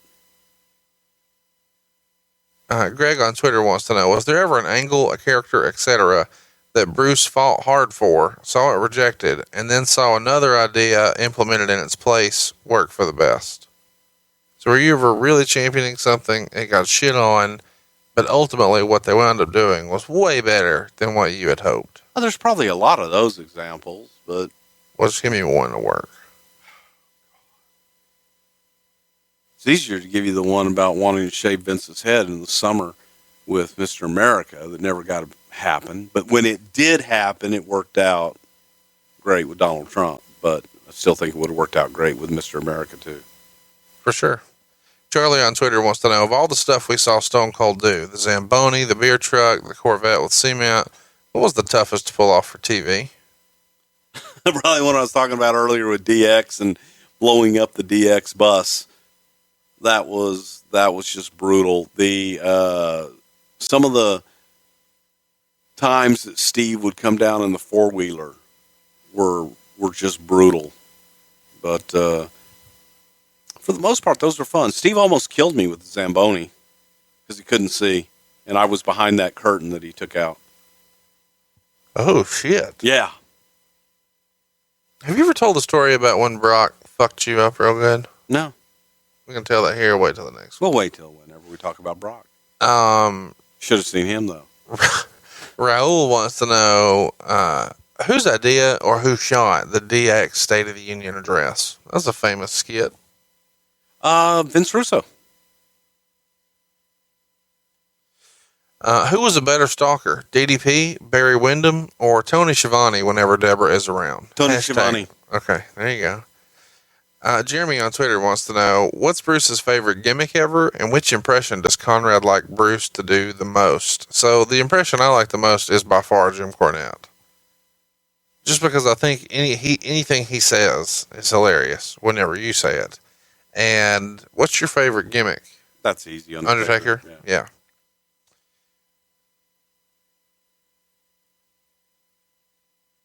I need some stories about the 87 Slammies, like the chickens and donkeys. Was that a rib?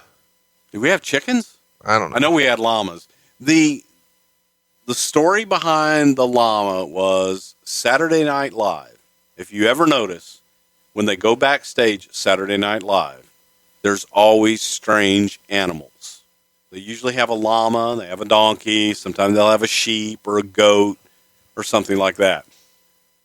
The thinking behind it, and this comes from Dick Ebersol, and that was Dick Ebersol's contribution, was people want to know what it's like backstage in the dressing room. What's it like, backstage of a live television show? And you go back and you get a sneak peek, and you go, "What is that? Is that a fucking llama?" So just to kind of make you think weird things. That's all. Livio Marino wants to know, what did you do to calm down and wind down after a show, legal or otherwise? Smoke a lot of dope, drink a lot of beer. Same. Ryan South on Twitter wants to know, were there any other wrestlers considered for the Hart Foundation in 1997? No. We talked about some of the other brothers like Bruce Hart and things of that nature, but I think Vince felt, and we all did, that what we had was just right with Davey and Neidhart and Owen and Pillman. Ken on Twitter wants to know, with Taker being retired and Cena being part-time, who do you suppose is the locker room leader now? I don't know. I would assume maybe Roman Reigns, maybe the Big Show. Don't know. Not there. Livio wants to know, who was the best and who was the worst to travel with? Best is Jerry Briscoe. Best is Jerry Briscoe. The worst? Oh, wow. Man, Cornette was fucking brutal. Ow. Because he wanted to stop and eat. And then when guys would smoke and shit, and Cornette would have them roll down the window. And, goddamn, you got to do it at the same time. I'm going to pop my ears. So I'm getting too much Cornette shit. We're doing him this week. I didn't mind with Cornette because at least he would drive. But the guys that didn't want to drive could be brutal sometimes. But for the most part, I had fun on the road. A lot of the riders were pains in the asses. They want to stop and eat. You don't stop and eat on the road. You go. Stop when you get there. Yeah. You have the car loaded with beer, and one of you little motherfuckers sit in the back and open that shit. And don't let it get empty. Who was Bruce most wrong about, positively or negatively, and why? Again, there's that wrong question. That was never. Let me think. Most wrong. Miz. Wow. Fucking worked out. fucking worked out great, man. Yeah. Proves that hard work and dedication will get you somewhere, Miz. I think a lot of people were Persistence is the word right there. But yes, but he had balls, and he also went above and beyond the call. Who's the other way when you were, you thought he'd be awesome? Not so much. Perry Saturn. Okay. Taker HBK at 25, Savage Steamboat at 3, or Austin Brett at 13. Austin Brett. Why? Classic. Absolute classic because of the story that they told all the way through the match, and it made both guys, their characters, stronger after the fact. I can't say that I expected this question. In the Jake Bad News feud from 1990, were you actually going to bring in sewer rats as teased in SummerSlam 90? They did bring him in. You remember Bad News had the rats. Big sewer rats. Where'd you get them? You have a rat guy? Yeah, we had a rat guy. You laugh? We had a rat guy. You got a worm guy? Got a rat guy? Yeah. Got a net gun Rats guy? are us. Well, yeah. I mean, levitation are us too. It's a thing. The fuck do you go for rats? Michael Terry wants to know, any good Robert Fuller stories? I was a big fan of the Colonel Robert Parker / Tennessee League gimmick. None I'm going to tell here. Does it have a knee in it? Well, it went at least to his knee.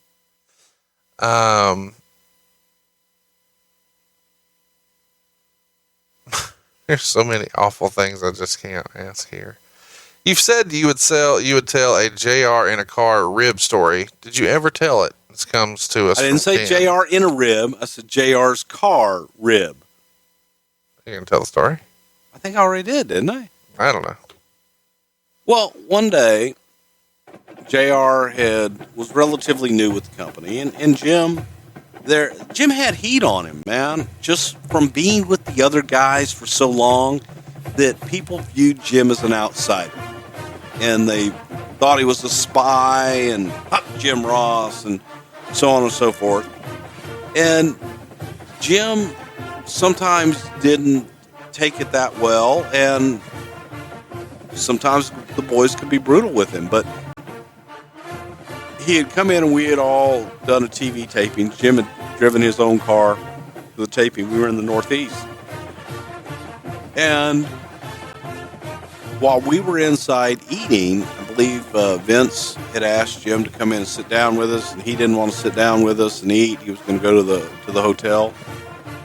But he had left his car running in the parking lot. While he was talking to us, someone went out and took his car keys. So that when he went back out to get into his car, he had no keys. He had left it running. So he leaves us, goes out and gets in the car, and takes off. It's like, well, son of a bitch. He just no-sold the fucking rib. Right. Well, fuck him. Long story short, he goes to TV the next day, and he comes up to me and says, goddamn, boy. Yeah, that's a good rib y'all pulled last night, but, take my keys out of the car. Goddamn, you always carry a spare in my wallet. Good for you, man. Only thing is that, goddamn, that key had my house keys, got my office key, got all my other keys on it. Maybe help me get it back. Him. As a shoot, I did not know who had his keys. I said, Jim, I didn't take them. And I don't have them. You think you maybe, ask around, help me out? So I asked around. And nobody was willing to give up that information. I just said, hey, man. I said, it's got his house keys and shit on there. It's like, okay. But he wouldn't sell it, I guess, was the problem. Sure. And lo and behold, man, nobody gave up his keys. And he went home that night and had to get a fucking locksmith to get into his goddamn condo. And they never gave him his keys back. Ken on Twitter wants to know, can you do an impression of Jerry Jarrett ordering chicken salad from Jim Cornette at Wendy's? I'm not doing any more of these goddamn fucking, well,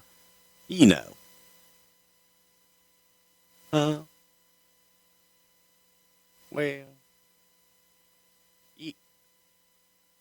I want fucking chicken with goddamn salad in it. No, you take the chicken and you chop it up, and then you put the nut with the walnut. Goddamn, want double mayonnaise in that fucking shit, Jerry? Huh? That's all I got. Is it true that Owen and Foley would have contests to see who was more frugal? If so, who would win? They would draw a lot. They would tie. They were both cheap as shit. I think Owen actually got people to pay him to stay, though. Wolfie on Twitter wants to know, in your opinion, who was the best heel tag team of all time and why? Road Warriors. I think everybody would say that. You know, there was one in there you just flashed by that made me chuckle. If I had any good Lemmy stories. Yeah, any good Lemmy stories from Motorhead's involvement at X7 or 21? I think one of the funniest, and you would have to, know him, so it'll be funny to you. But for those of you who know Lemmy with Motorhead, he was a unique cat, and British from the dirty streets, like William Regal. I don't know what Cockney, or I think that's what they call him. And Regal and Lemmy were friendly, and so on and so forth. But I have a friend. His name is John Paul Shellnut. And John Paul, friend of the stars. He knows any and everybody. And John Paul ended up in the back of a limousine with Lemmy and William Regal. Now, Lemmy you can barely understand with his Cockney accent. Regal, when he speaks softly and slowly, you can understand him. But Shellnut, dang no boom, Harvey. I got that Conrad Thompson, Conradison. And Shellnut had this entire conversation with Lemmy and William Regal, and then got out of the car. And Regal and Lemmy kind of look at each other and like, do you understand one word he just said? And it was kind of funny to me, but that's my shout out to John Paul Shellnut. Thanks for listening, JP. Charlie on Twitter wants to know, how was Ice-T to work with at WrestleMania 2000? Piece of cake. Great guy. He was, just a great guy. Jay Andrew wants to know, any good stories of wrestlers shitting their pants while in the ring? Vince shit his pants before he even went to the ring. Didn't have time to change. Yeah. He shat himself. Lawler shit himself. It happens, Sometimes you just shit your pants. When did he shit? When? I mean, I'm sure he shit today, but you know what I mean. When did I shit today? No. Oh. I know you travel, you don't shit, but hypothetically, when did Lawler shit his pants? You don't remember? No. Okay. Remember he's wearing blue. Surprise. No Bobby on Twitter wants to know, does Bruce Prichard do a Honky Tonk Man impression? Hypothetically, if Honky Tonk Man were to plug 1FMC, what would it sound like? Be the greatest goddamn market company in the entire world. All time. That's it. Yeah, I can't do honky. In Bruce's opinion, what were some of the best gimmicks that never made it to TV? Bobby Heenan Jr., Death and Taxes, etc. I can't recall any off the top of my head. See, if you'd let me look at these beforehand, what the hell was that picture? I'm not going to show you again. Why was there never another WrestleMania all day long after the original one in 2000? Did anybody watch that? It pretty much sums it up. Now they have essentially they have it now with the network all day long in different coverage of some kind somewhere. But it was exhausting. Livio wants to know, did you know ahead of time that Eric Bischoff was coming to WWE in 2002, or you kept in the dark? I knew. But very few of us knew. James on Twitter wants to know, what did the boys think of Vince as a worker? Those that had to work with him, or those who were watching from afar? Either. Painful. I think guys respected him getting out there and doing it for the most part because he did bust his ass. He trained his ass off. He was in the ring learning how to work and taking bumps. And I think for the most part, guys respected him doing that. Chris on Twitter wants to know, what makes a good building for wrestling? Ambience. I tell you what a perfect building is Arco Arena, the old Hershey Coliseum, because they go straight up. Anytime that you can feel surrounded and feel like the audience is on top of you, that's a great building. A fun question here about Hulk Hogan that, we don't normally get to talk about, but this is a fun one. Josh wants to know, what's the greatest Hulk Hogan story Bruce knows that is not public? Can you think of a fun Hulk Hogan story that's not public? None that I can tell. I got some good fun ones. Yeah. Wow. While you're thinking about that and a fun Bobby Heenan story, any funny stories of the animals backstage like Frankie, Damien, or Matilda? Just so they would shit everywhere. Like X-Pac. Well, yeah. Yeah. Yeah. But hypothetically, did Frankie, Damien, or Matilda ever shit in Lawler's Crown? Shit in what? Lawler's Crown. Or Sonny's Food. Oh, my. Matilda's might have found her way in there. Are you serious? This is real? You know. Boy, here's some inside baseball. This one comes to us from Justin. Why did Bruce send downtown Bruno out in a snowstorm in Boston to get him some Korean barbecue? Can I answer? Because I was hungry. I was just to say, because you were hungry and you fucking love Korean barbecue. Why the fuck would you? I mean, duh. Why did the WWE Hall of Fame take a hiatus for a few years only to be brought back at WrestleMania 20? Because Vince didn't feel there were that many worthy people at that time and didn't want to put too many people in the Hall of Fame. Sounds funny saying it now, doesn't it? It does. Rip on Twitter wants to know, any fun stories of Johnny Polo working in the Titan Tower? No, I really didn't work with him that much other than when he did the Mania shows and things like that. He had his little thing there and go over to the studio back and forth, but that was about it. Mopar 222 says, did the chef ever actually make Jerry Jarrett's chicken salad? And if so, how was it? Oh my God. No, she didn't. I don't think Vince kept mayonnaise in the house. No, he did. Light mayonnaise. Fat-free mayonnaise. Fat-free, taste-free. We've kind of talked about this a little bit here and there, but we've never really gotten into it. Any one single story you can share from your time in Global? The first time that I appeared in Global, I was asked, or I was told, hey, what we do here is it's different than what you're used to in the WWF. From where you came from. We actually acknowledge guys' history, whether it be with the NWA or the WWF. We shoot here. We shoot with everything. So don't worry about it. Whatever you want to do. We treat it as a shoot, and we shoot with their histories, and we shoot with everything here. We don't hold anything back. So they basically kept telling me this shit. And Eddie Gilbert, whom I love to death, it's just looking at me as these other people are telling me about how we shoot here. We shoot. You treat it as it's real, and so on and so forth. And I'm looking at Eddie, and Eddie's just kind of chuckling to himself. So this is for me to warm up and to kind of allow me and Craig Johnson to get used to each other. We went out and did a couple dark matches. And right off the bat, Craig goes in and starts talking about, this guy, the Dark Patriot here is a big mystery as to who the Dark Patriot is. And it's not a mystery. It's Doug Gilbert. It's Eddie's little brother. He's wearing a hood.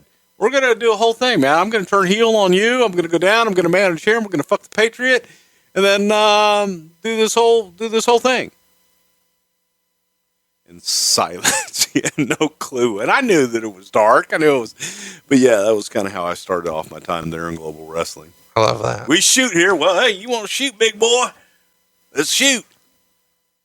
Dominic has a fun question. Any information about the tape library, how it's managed, where it's kept, etc.?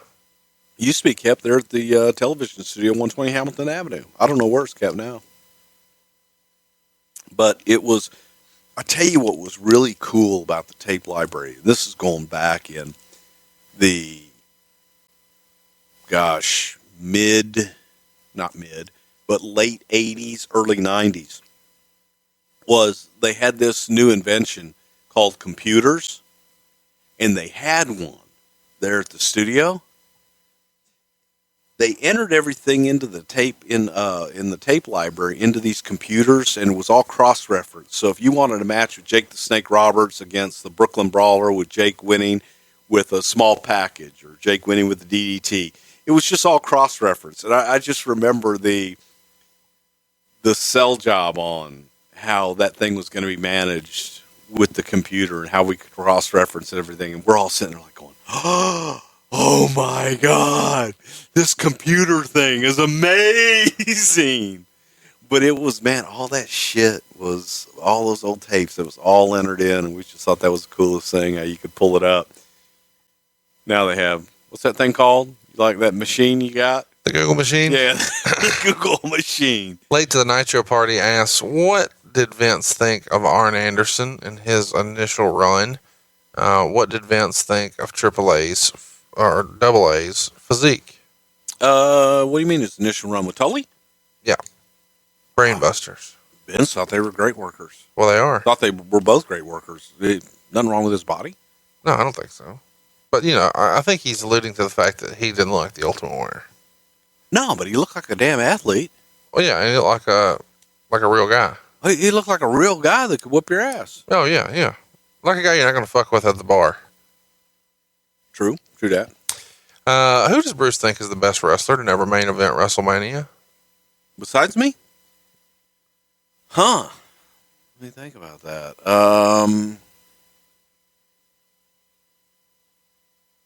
God. There's probably a bunch of them. But I can't think of just one off the top of my head. It never main evented WrestleMania. Or a good Hogan story that's not public, or any Bobby Heenan story. You put me on the spot like this. You know, if you'd let me look at this shit beforehand, you said, no, don't read them. Why is Vince McMahon obsessed with Tuesday pay-per-views? Who said he was obsessed with Tuesday pay-per-views? Tuesday in Texas, Taboo Tuesday. Can I freestyle a guess? Sure. Pay-per-view replays back in the day were on what day? Tuesday.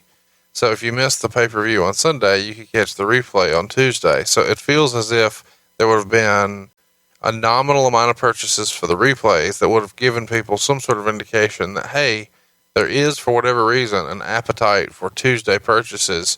Let's just try to grow that. And instead of just laying on replay business, let's try to create some new content and just see what happens. Yeah, that's as good a guess as anybody. The later, I don't have an answer for Tuesday in Texas, but for Taboo Tuesday was because you had Monday Night Raw screaming tomorrow night.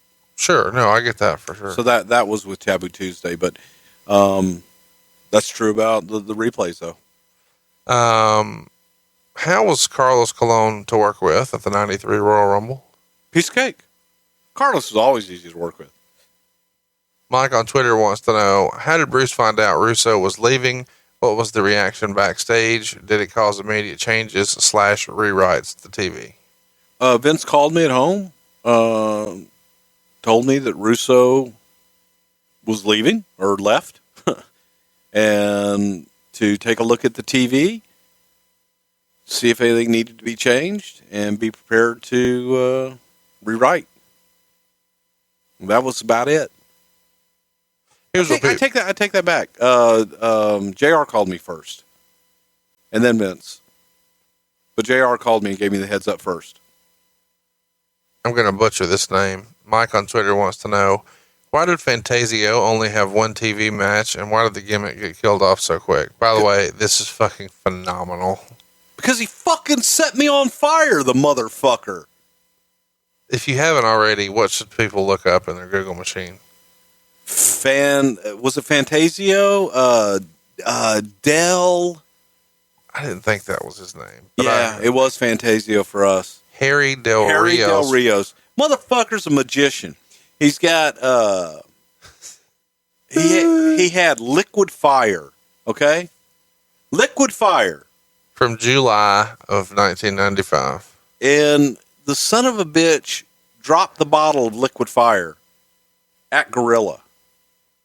And the shit's going up in flames. The drapes and everything are going up in flames. And I'm screaming, I need a fire extinguisher back here. I need somebody. They go, what? Send him. I said, God damn it, Gorilla's on fire. And this motherfucker, I wanted to kill him. Well, watch. You'll see when the bell rings, everyone will understand why the fuck he only lasted one time. What did he do after this with y'all? Nothing. He was fucking god awful. Look at this shit. This was a Jerry Lawler contribution. Oh wait, This is from Memphis. I was fixing to say He was somebody that Lawler wanted to use. What did Lawler think of Jerry having Ninja Turtles on his TV show? Yeah, they had fucking Ninja Turtles and monsters and shit. They had Freddy Krueger on their show. They had everything that was on TV was there. Yeah, except them. Paul on Twitter, he asked the hard-hitting questions people really want to know. Tell me about the rise and fall of the WWF ice cream bars. Does the office know these things were the greatest things ever? We get so many questions about these fucking ice cream bars. And you get a commercial. Have you ever had the ice cream bars? No. Oh my God, the ice cream bars were absolutely, positively magnificent. They were great. Especially when you'd let them get a little soft and stuff. They were fucking tremendous. Well, why did they go away? There was something, the dairy that made them, some middle of the country, but they didn't have any wide distribution. So because they didn't have wide distribution, it was very costly to get them around. Exactly. And it became costly. There's no profit in it anymore. None. But it was also, it became adverse because you're promoting them on a national level, but they weren't available nationally. Right. And to get them available nationally, you'd invest so much in shipping and distribution that you would break even at best. Yes. Yeah. Yeah. It was just a pain in the ass, but they were great. Ryan on Twitter wants to know, why did WrestleMania 12 have the logo on the ring canvas, and why has WWE not done that since on a major show? I know the answer. They sold pieces of the mat in a commemorative piece with Shawn Michaels' autograph, so you got a piece of the canvas, and that became a thing they started doing from then on. But I am curious why they never printed it again. Was that just... They did, but it was very subtle. Okay. It was just more prominent there? Yes. Late to the Nitro party, here's a fun one. Is there anyone Bruce really pushed for Vince to hire or fire, but Vince just wouldn't go for it?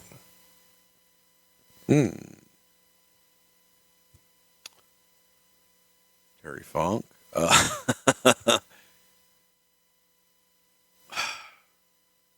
I'm sure there were, but I think, you think about guys like the Ultimate Warrior that were just so brutal that you wonder, why in the hell do you keep them around?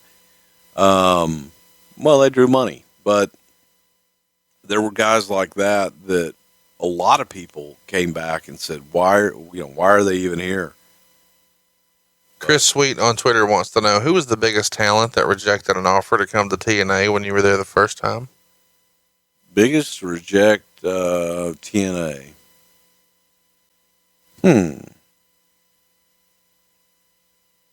JBL. Everybody. No. It would always be funny whenever anybody got released or left. Yeah. Can't we get them? Fit Finley is an agent. God, I want to Fit so bad. I was embarrassed to offer Fit what I had to offer him. Financially, it was embarrassing because I knew what Fit had made. Right. And I also knew what he was worth. And I thought that Fit could have done some magnificent things with the knockouts down there, but if I wasn't able to pay him, then it's crazy. I'm just guessing.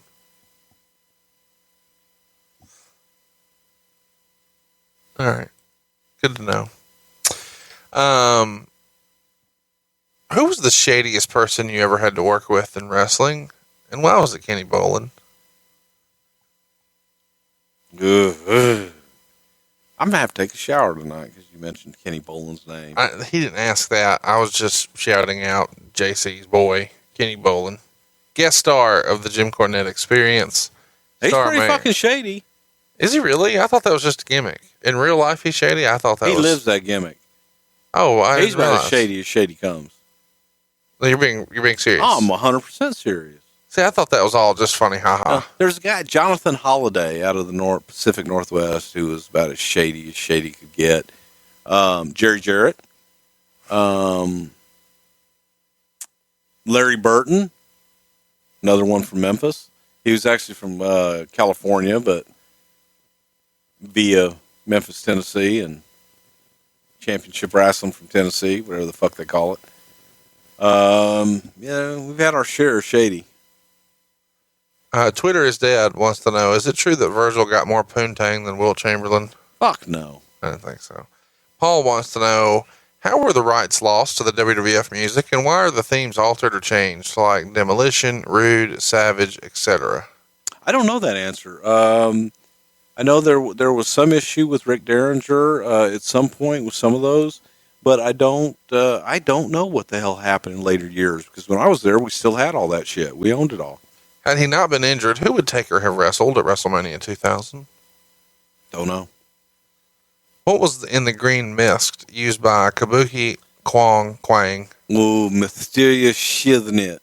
Green food coloring. Ooh, it was mysterious. What was it? Mysterious. It was all misty and shit. It was magic. It was magic. Dominic on here wants to know, what was Bruce's reaction when Vince launched the WBF?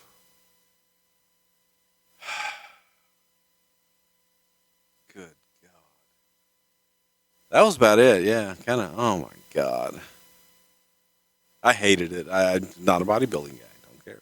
I know that's hard to believe, folks. Evan on Twitter wants to know about Triple H's sledgehammer. Rumor is it's made of rubber. Nope. There is a rubber one. Yeah, Vader stepped on it or something like that. Hooray for Johnny Wood wants to know, was there heat on Paul London for smiling on the night when Vince exploded in his limo? This is a pretty famous story, I feel like. I think there was more heat amongst the boys and those in the rumor mongering mill than there was with Vince or anybody else. But I don't know there's any heat necessarily on Paul. That was one of those tapings that I got to miss, that I was so happy I wasn't there for. Andrew Campbell wants to know, why didn't No Holds Barred get a sequel? Because Christmas only comes one time a year. There you go. Matt Coon wants to know, the maddest you've ever seen Vince. God, the night that I killed Goldberg. That's up there. One night in Bridgeport, he got stopped leaving the arena. He was trying to get the fuck out of Dodge, and he was trying to beat the crowd, and he left. And poor Mark Yeaton stopped him in the hallway for a quick question, and Vince bit his head off. Unlike anything I'd ever seen. For a minute, I thought, does Vince know that he's not talking to me right now? And Mark was just devastated, absolutely devastated. And it was just over. He just wanted to get the fuck out of Dodge. He had places to go. Tim Garcia wants to know, why did Vince go on the Donahue show during the sex scandal? I wasn't there, I guess, to tell his side of the story. Chris Wilcox wants to know what happened with Reckless Youth. Reckless Youth, easy for me to say, when he was in developmental. Why didn't he make it? Were there ever any plans for him? I think that was more of a look, that Vince didn't get the look, didn't get him. I think Reckless Youth, if you were to introduce him today, he would probably be the darling of Finn Balor. And, oh my God, Finn Balor, Reckless Youth! Oh my God, I'm giddy! That's just what I think. Aaron on Twitter wants to know, was Disco Inferno ever seriously considered to be brought in after WCW closed? I don't really remember Disco being discussed that much. I don't. You know, I did Conan's show and I talked to Disco a little bit, and we realized we really never crossed paths. You know, this is a pretty fun one here, especially if you enjoy What Happened When Monday here on MLWRadio.com with Tony Shivani. Fuck Tony Shivani. Does Bruce do an impression of Tony Shivani? And if he doesn't, would he take a whack at one either way? I don't know what Tony does. You want to just be a shitty announcer? Yeah, try that. Oh, okay. Well, I'm Tony. Woe's me. Oh, well. Sorry, Lois. I gotta go tell Klondike Bill eating panty stories now. Woe's me. Oh, shit. Oh, look, there's Deborah's titties. I love Deborah's titties. Deborah titties. Oh, Medusa, I love you too. What's the little thing he says at the end? We're out of time. We're out of time. You know, the funny thing is that Shivani's kid listens to our show more than he does the Tony show. Like everybody does. Well, of course. But, you know, we're trying to change that. Mondays on your morning drive. What happened when? Tony Shivani. Would love to know how it was worked out for Tiny Tim to be on Raw. Any stories from that? Yeah, man, we got contacted by Tim. Tim had done something with Vince years ago, maybe on Tuesday Night Titans. And Tiny Tim had a cult following, especially in New York. And I get a call one day in the office from his wife or his manager, or whatever the hell she was. She tells me that Tiny Tim is available and would like to do something with the wrestling. That's how it was pitched to me. I said, well, what's his availability? Where you guys we can be wherever you want. We're going to be in New York, and we were doing TV at the Manhattan Center. I called Vince, and he just started to chuckle, and we were trying to do the King's Court at that time, debut the King's Court. So we thought, why not have Lawler just brutalize Tiny Tim on live TV?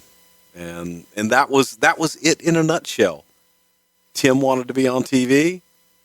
Was going to be in New York. We had a talk show with Lawler trying to get him over. Let Tiny Tim sing Tiptoe Through the Tulips. And by the way, Tiny Tim thought he was great. John Lewis wants to know, any good Nikolai Volkov stories? I loved when he joined the $1 Million Corporation and wore a jacket with a cent sign. Had to be a rib. God. The rib was Nikolai having to get a new jacket. Nikolai's in there with that Mick Foley, Owen Hart cheap thing. Nikolai used to go and buy the fruit that they would throw out. He would go into the grocery store. Yeah. And ask for the fruit that they were going to throw out in the back and the vegetables and take it all and get pissed off when they would try and charge him. But you're going to throw it out anyway. That's and he always carried a hot plate, and he would always cook in his room with lots of garlic and stinky things. Stinky things. You always knew where Nikolai's room was. You always knew where yours and Briscoe's was too. Different kind of stinky. Well, it's foggy. Inky. One, it's Steph. It was sticky. That's what I'm saying, yeah. How did Bruce like the Sportatorium? Sportatorium, it was history. It was a piece of shit, but, you know, it was history. You got to love the Sportatorium for what it was and be able to sit there and just sit in that locker room and think about all the different guys that came through there and the different things that happened in that building, from Elvis Presley performing on the stage, and just the history in that building was great. Special feeling in there. Winter Decay wants to know, I'd love to know why he keeps saying win it in the ring, lose it in the ring, but then HBK gets to forfeit both the IC and world title. Okay. Whatever happened to Men on a Mission? It seemed like they were getting over and even got the titles in 94. Well, the bell rang. And Vince felt that Mabel was better as a single star and wanted to try and make him a single star. Didn't see a whole lot in Mo. John Lewis on Twitter says one of the original voices of Raw was Rob Burnett. How did this come about? Rob Bartlett. Yeah. Rob Bartlett. He says Burnett. And he's wrong. I know what Who the Bartlett. fuck is he? Goddamn pronouns. I want this son of a bitch lambasted. Who said it? Who? Which one? John Lewis. John Lewis. Wrong. Rob Bartlett, damn it. I wish it would have said Ron Burnett. Yeah.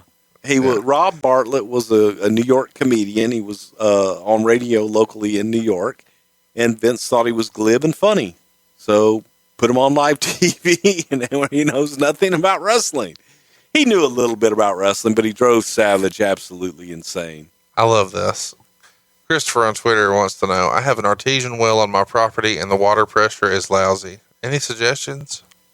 Spend your days working hard on the go when the water in the well will go too slow.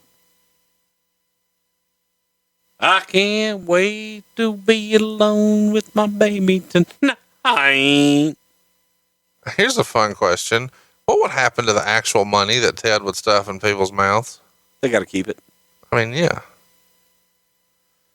Why did Jesse Ventura move his lips when Vince was talking? Were they reading off cue cards? No, because Jesse always had his comebacks and would always be thinking about what he was going to say next, and he would be mouthing it to himself. And if there were scripts, he was usually reading the other guy's lines while they were doing it, so he could get his place. Jonathan wants to know about Mantar. Any good stories? No. None. Except he had huge feet, big hoofs for feet. It was a shoot. How was Billy and Chuck's wedding received? Was it always the planned payoff? When USA Today picked it up, I got completely worked. This comes to us from Ian on Twitter. Well, how was it perceived? I think that most people, they got it, and we got our payoff with 15-minute warning or 15-second warning, whatever the hell they were, and Bischoff. And I thought it was pulled off tremendously because no one knew who the minister was. Bischoff had been in there all day getting makeup, and people would walk in and see an old man. That's awesome. And no one knew. Let's talk a little bit about Golga.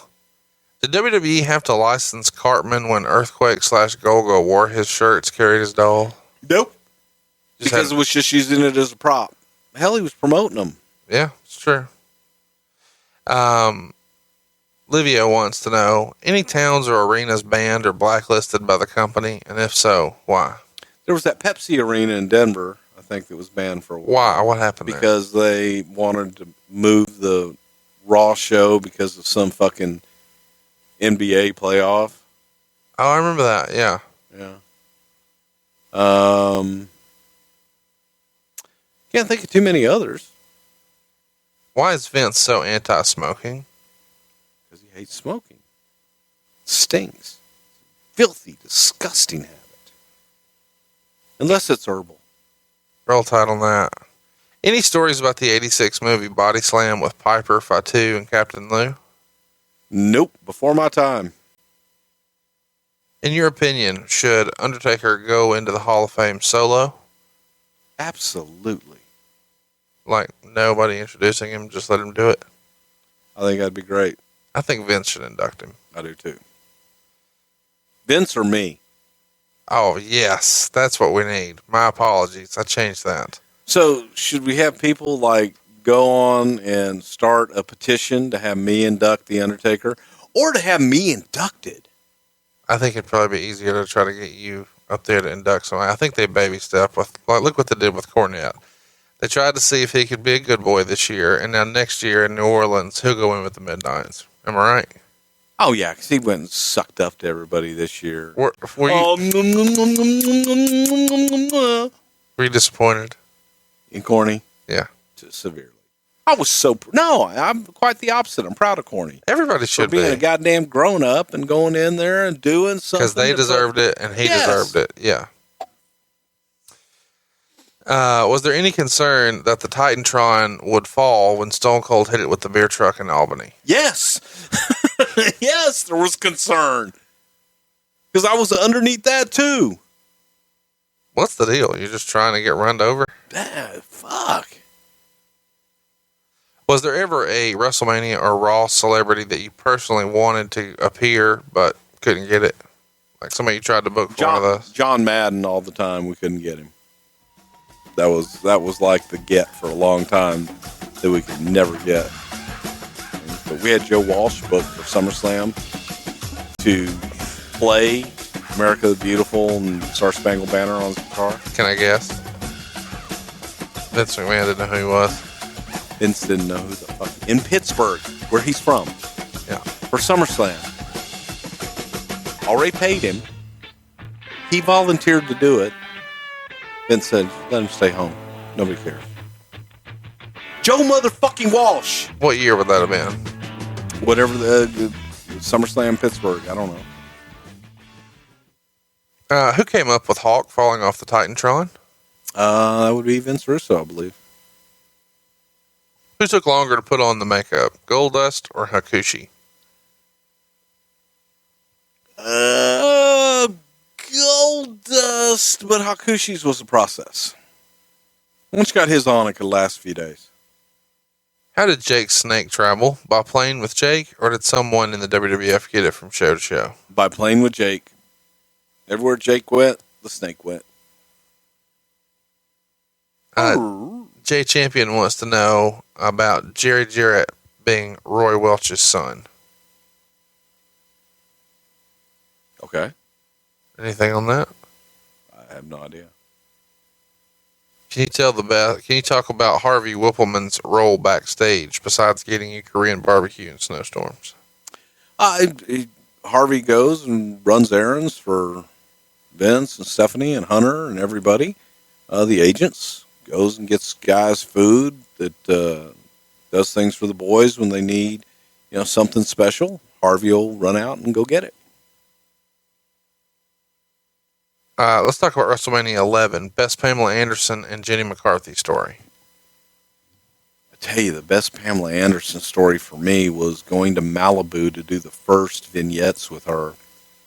Was it her brother's house or something? And I go upstairs. We had the master bedroom was going to be her dressing room. And I met her like maybe 10 minutes before. And we walk upstairs, and she just got naked. And I was like, oh, my God. She is one of those women that was more beautiful in person. Really? Yeah. So, between Pamela Anderson and Jenny McCarthy, Pamela Anderson gets the roll tide? They both do. Yeah. See, it was crazy because I did that stuff with Pam. And she was just, she was a nude model anyway. So she was very comfortable in her own skin. And she just didn't care.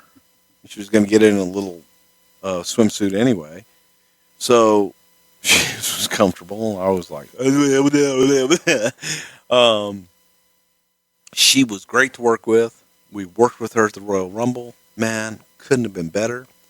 She leaves us at the Royal Rumble.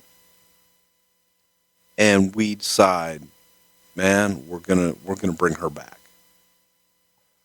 Part of the deal in bringing her back was her agent, Ray Manzella. He was dating Jenny McCarthy. So he wanted us to also book Jenny. So we said, if we get Pam, we get the same deal on Pam, we'll take them both. Well, about 3 weeks after the Rumble, reading the newspapers and you see Pamela Anderson and Tommy Lee married on a beach. And brother, let me tell you, when we got Pam at WrestleMania, I had a completely different animal on my hands. It was a different person. Gone was that sweet little, just kind, nice, almost girl, girl next door thing. And I had just like a frail, scared of her own shadow, just not into it deal. Like not wanting to be there, not wanting to do anything. That's a shame. Was Honky Tonk Man supposed to be a face when he first came in? Yes. How great is that? And the audience shit all over him. I love it. So they sent in the boost the Honky Tonk Man's confidence. They had him write in cards and letters to boost the Honky Tonk Man's confidence. Hey, people ain't, they're not boosting my confidence because I'm the greatest, and went with it. Not that Tony says, how did Dustin and Dusty feel about the Goldust character? Well, Dustin obviously loved it. Sure. And Dusty, I felt, I'm the one that told him about it. He didn't say he hated it. He kind of took it as a nod to him, which is what it was. Juan wants to know, were you there for Battle Cat? If so, why replace smooth Brady Boone with slow and clunky Bob Bradley? He fit the suit. Roll Tide.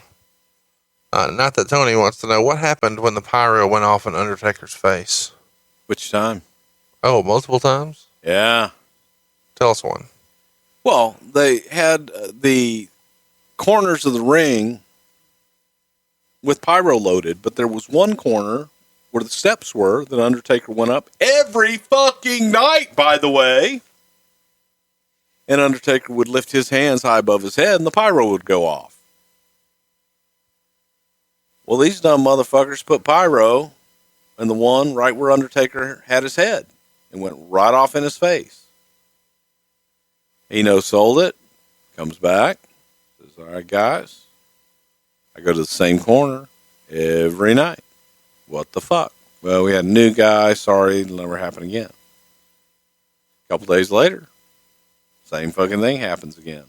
That was one of the very few times I ever saw Undertaker get really upset. Needless to say, that pyro folks weren't around much longer after that. David on Twitter wants to know, why did the company switch from refs with bow ties to zebra stripes? Just to change with the times, I guess. Be a different look. Change it up. Steve wants to know, I read somewhere that Gorilla carried around thousands of dollars in cash at all times, quote, just in case. Can you confirm or deny? I can confirm.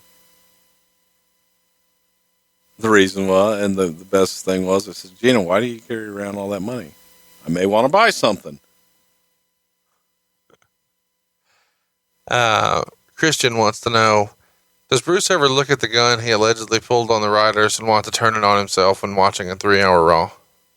Thinking about turning it on you right now. How much would someone get as a bonus when they got a haircut from Brutus or the snake thrown on them?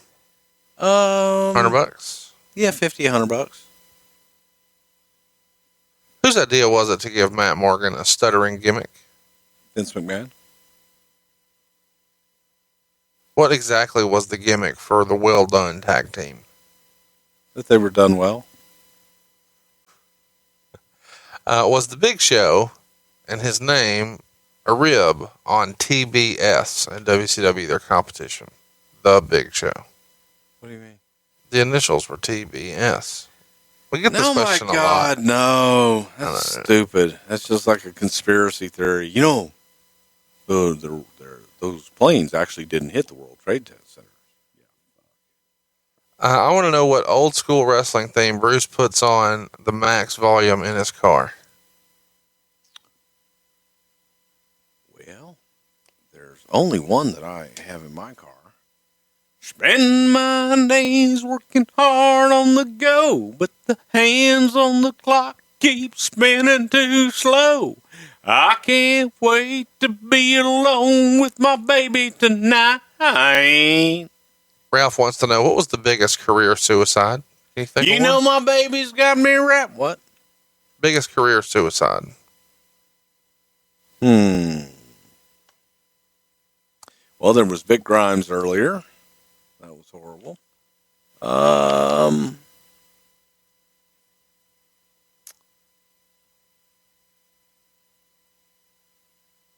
I don't know. You got any? Any good Techno Team 2000 stories? No. No. God, no. Was that bad? Oh, that was fucking horrible. How hard were the Middle East Tribute to the Troops shows to produce? Any good stories from those shows? I always wanted to go on those, and I never, ever had the opportunity to go on not even one. And I volunteered to do it. Why? Because I just wanted to give back. Why didn't they want you to go? I don't know. Used to piss me off, though. Freemasonry and wrestling. Who is a Mason? Is Bruce aware of the symbology that seems constant on the shows? I have no idea what the fuck you're talking about. His follow-up question is, are you a brother? That'd be a negative Ghost Rider. Trey Lane says, I was recruited by that cult many, many years ago. I love the Brood, their theme, the entrance. Any stories regarding their creation, evolution, or disbandment? The Brood was something that David Heath came in, and he was Gangrel, and he was a shoot vampire. He was married to Luna Vachon. They were honest God vampires. They liked to go to clubs and drink blood and bite each other's necks and suck their blood and shit. And that's a perfect example of timing, because when they came in, the Norwalk, I've talked about this, the Fairfield County newspaper had a big article on the underground vampire clubs that were taking over Connecticut, and the kids were coming in from the city to go to these vampire clubs. So Vince was like, nobody, vampires in 1990. I said, it's a fucking thing. It's right here. And I happened to have the article and showed it to him. I said, okay, give me some vampires. I need vampires. Juan wants to know, vampires. what's the weirdest thing a fan asked you to autograph?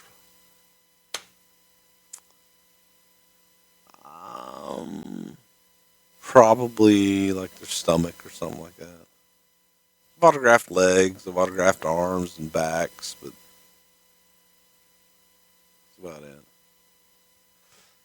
The Fredman wants to know, what recent TV shows do you enjoy? Billions. Favorite show, best show on TV.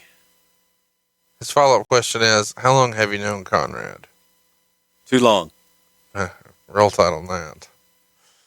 Why did the wrestlers have to moonlight in other professions in the mid-90s? Some of these guys were plumbers, others were trash men or race car drivers.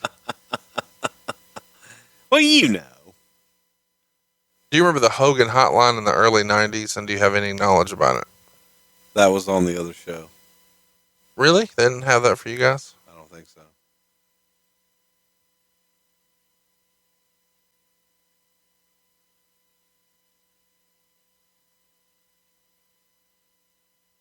Which wrestlers or backstage employees have been fired the most times? I assume the answer here is Marty Jannetty. Am I wrong on that? Iron Sheik, Jim Ross. Let's see. I used to have a whole long list of them. Of guys that would leave and come back and leave and come back, leave and come back. Piper.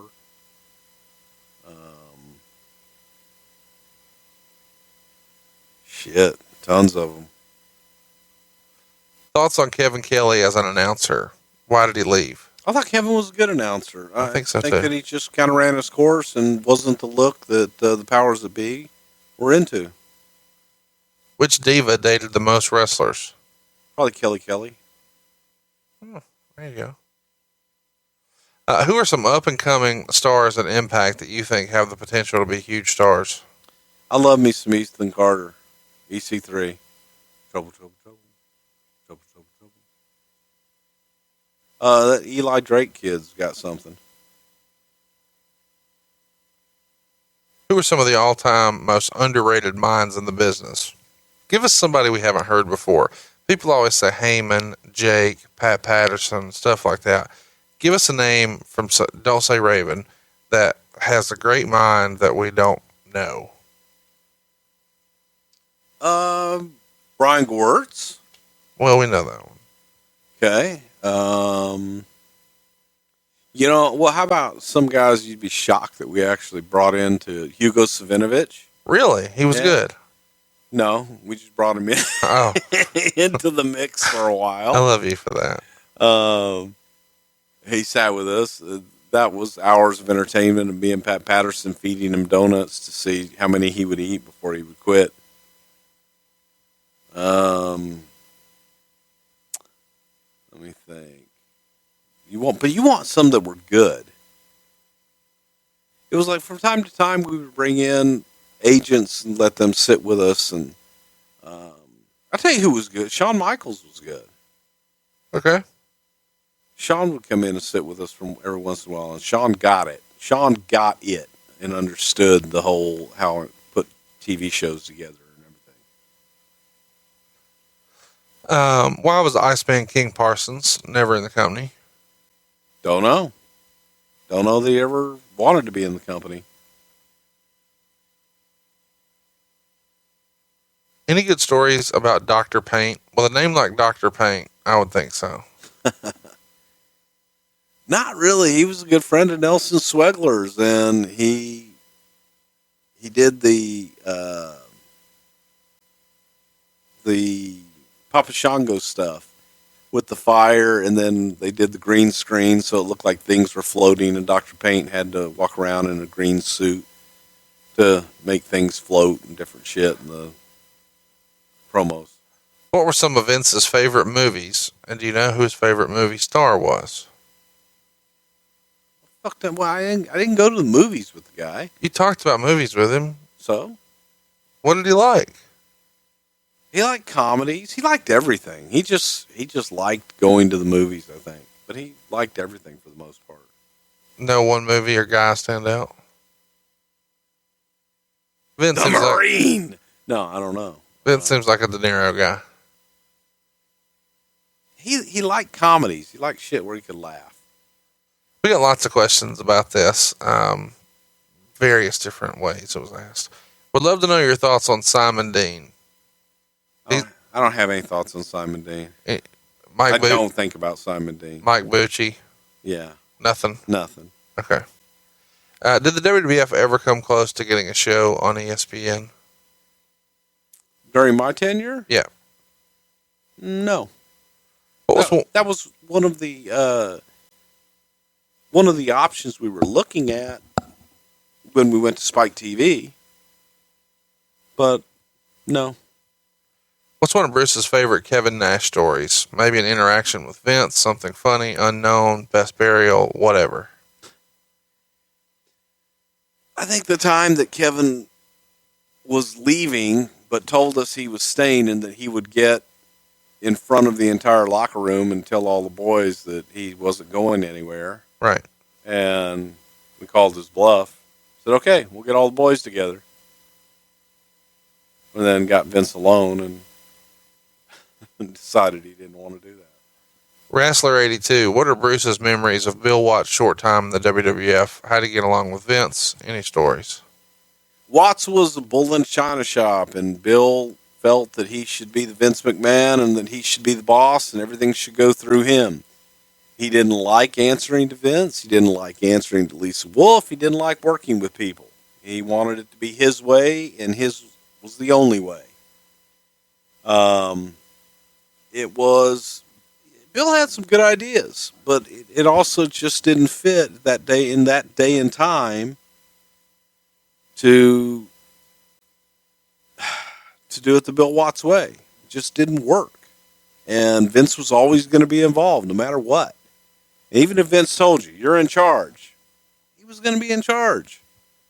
And Watts just didn't like that. Watts really hated that, and he really hated the human resources aspect of things. And, didn't play well with others.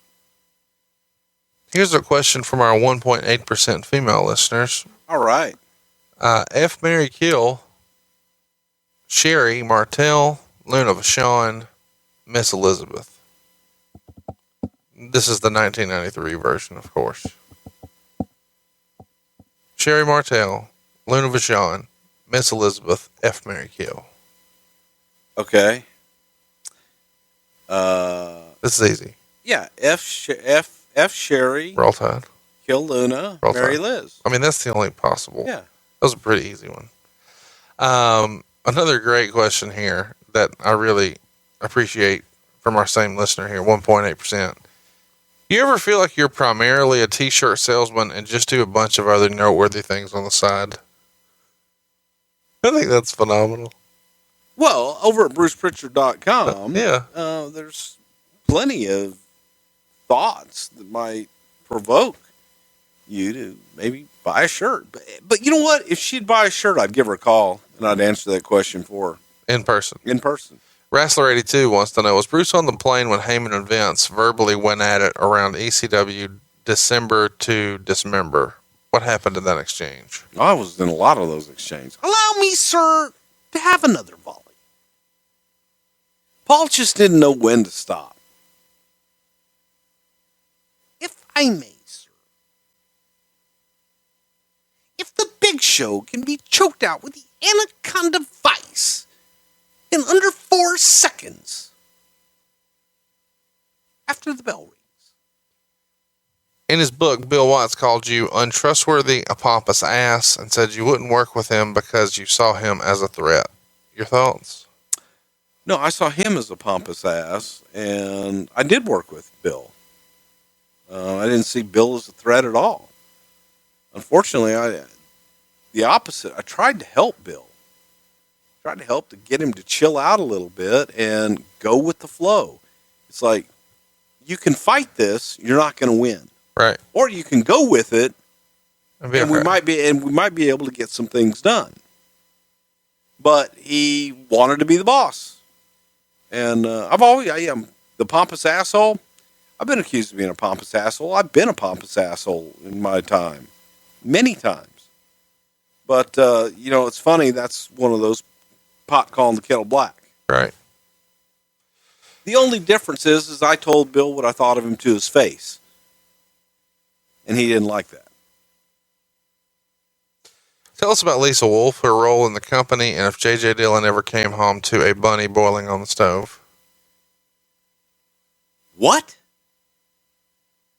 It's a question from Mark on Twitter.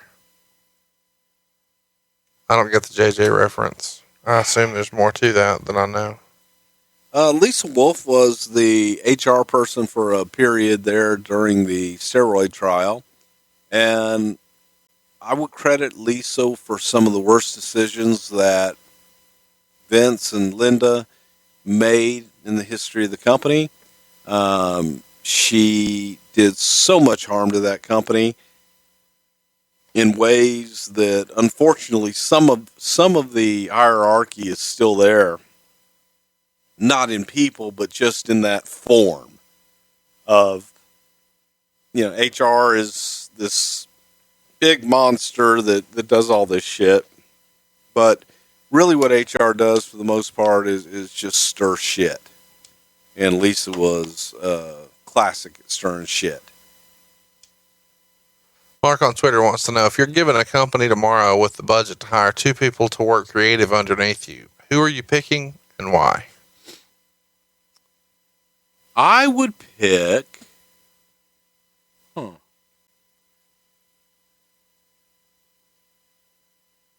I pick Freddie Prinze is one. That's a name I didn't expect. He's out there. And so just 2 writers or 2? They say creative. Okay.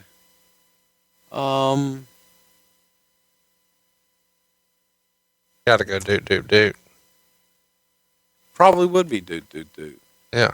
Either doot, or I'd go, because I'm picking Freddie, I might even go for Pat, and just, even though I know it's old.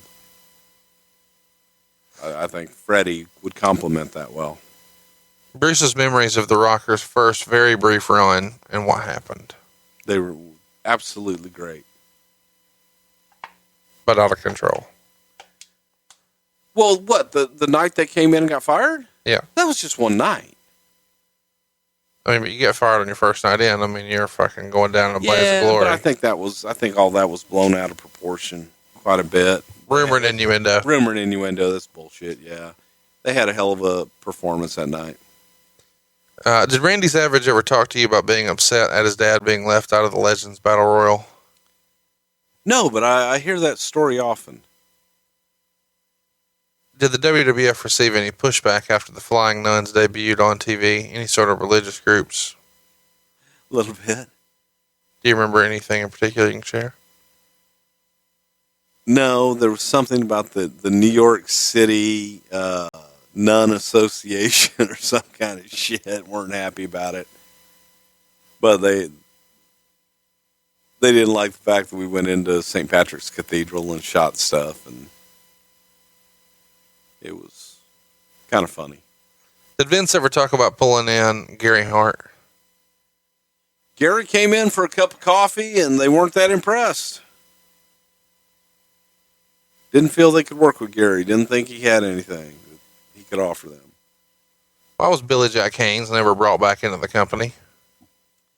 I think Billy just kind of went off the deep end when he left. I don't think Billy ever tried to come back into the company. I think he left the company and then went off and went into the Wild Blue Yonder up in the Pacific Northwest, and I don't know that he ever tried to come back in. What was Vince's reaction to Hogan doing the New Japan tour in '93 and referencing the WWF title as a toy? I don't know. Probably. That damn Terry. That was probably his reaction. What are your favorite memories of Eddie Gilbert? My favorite memories of Eddie Gilbert were being in Bixby, Oklahoma at the Comfort Suites and watching the likes of Oral Roberts, Robert Tilton, Jimmy Swaggart, Jim Baker, and all of these televangelists, and just how they would manipulate people and get people to send in all this money. And just thinking, wow, these motherfuckers know how to sell tickets. And then we would steal their stuff to sell tickets for wrestling. But I just loved picking Eddie's brain because he had a very logical way about booking and telling stories. What are favorite snacks of the guys backstage? Was there a certain one everyone liked, or is it whatever's trending? Whatever. Yeah, whatever's trending. Fruit. Always got to have fruit. What's the worst pain you ever felt in wrestling? When Ultimate Warrior broke my jaw, basically. When was this?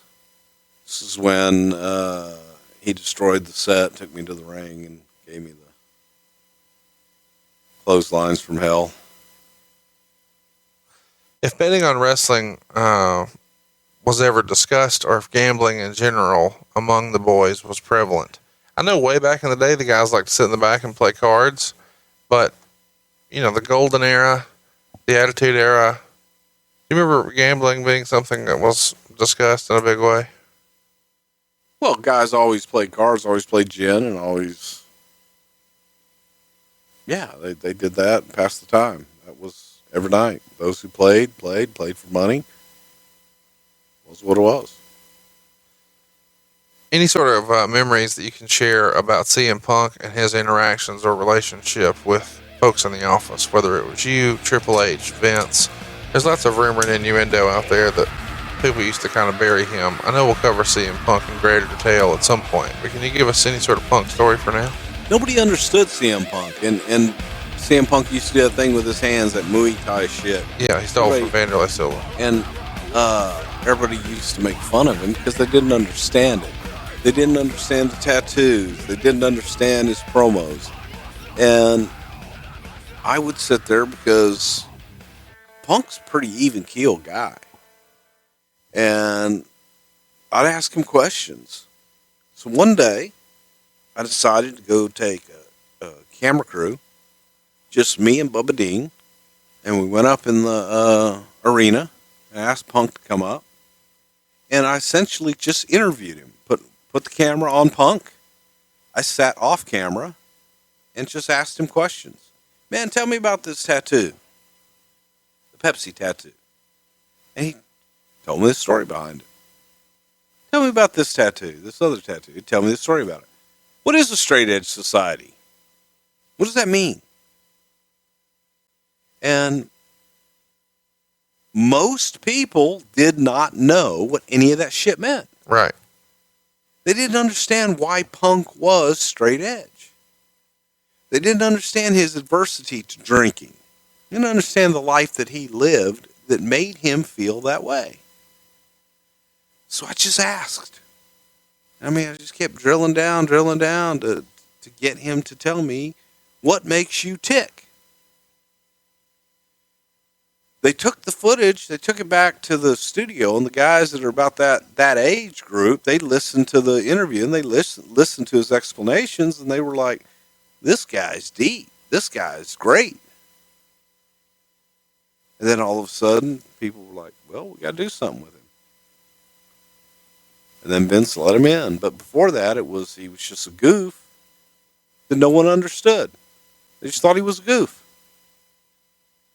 But he was pretty deep in his thought, and he was pretty deep into how he wanted himself to be presented.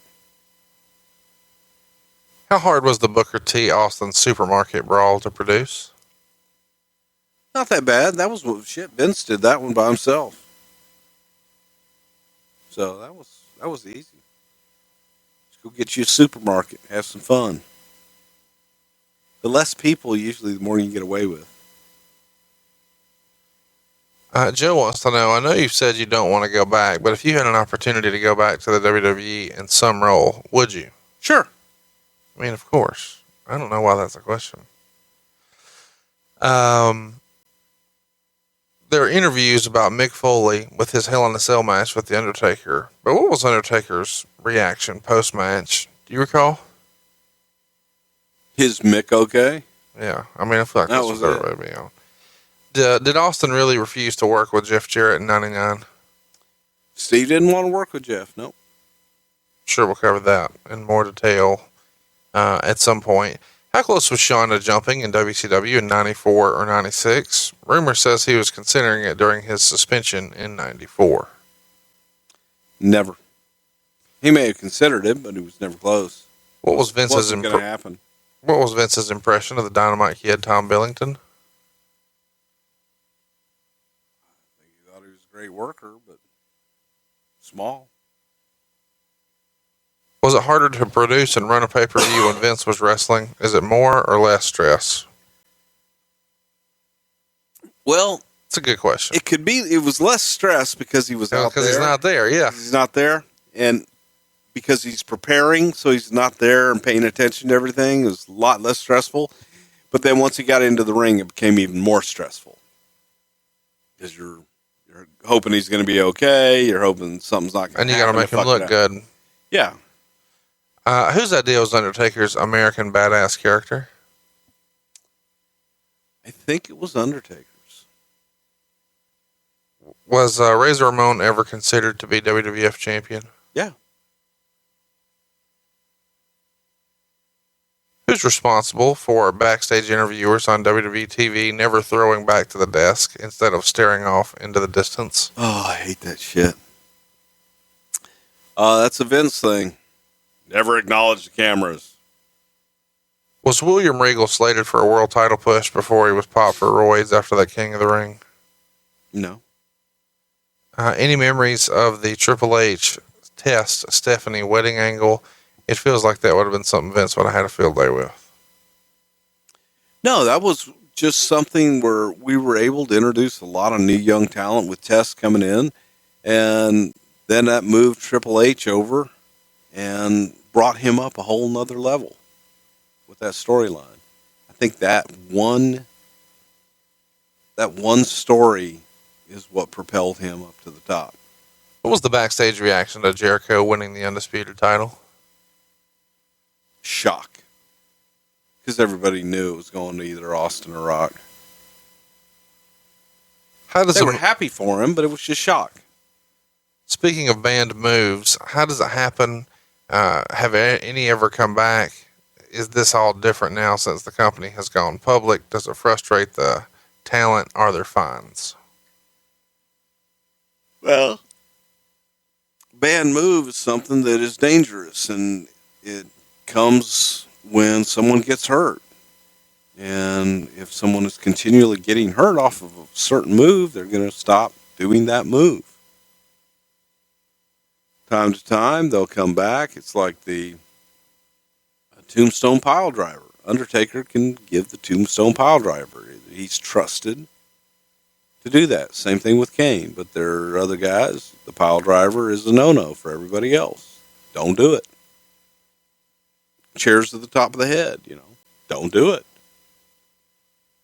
What were the long-term plans for Nails versus Undertaker? Rumor is there was an electric chair match planned at the 93 Rumble. Yeah, I don't think we ever had an electric chair match planned, but there was a plan to have them work together at some point, yes.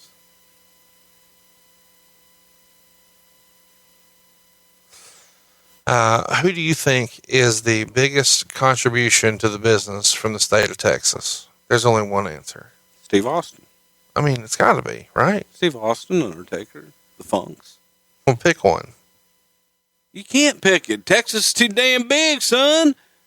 Well, and all the great ones come from Texas.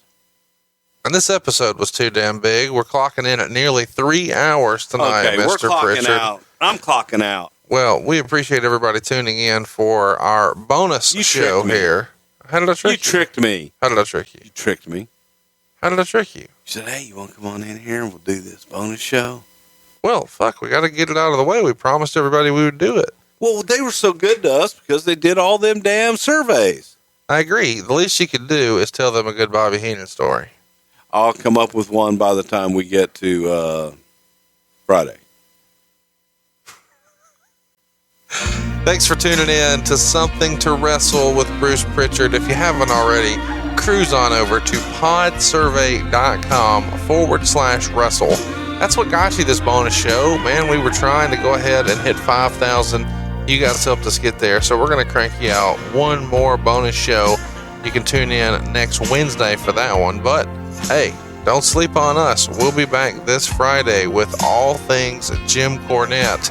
And that is probably going to be one of our most fun shows we've ever done. We appreciate you tuning in this week. If you haven't already, tell your friends. Cruise on over to podsurvey.com/wrestle. Send your hate tweets about all things Justin Roberts and JBL to @Bruce Prichard. Of course, follow the show @Prichard Show, and I'm on Twitter as well for all of your love messages @Hey It's Conrad. We'll see you on Friday right here on MLWRadio.com for Something to Wrestle with. I'm going to start blocking motherfuckers. Bruce Prichard. The world of MLW Radio never stops.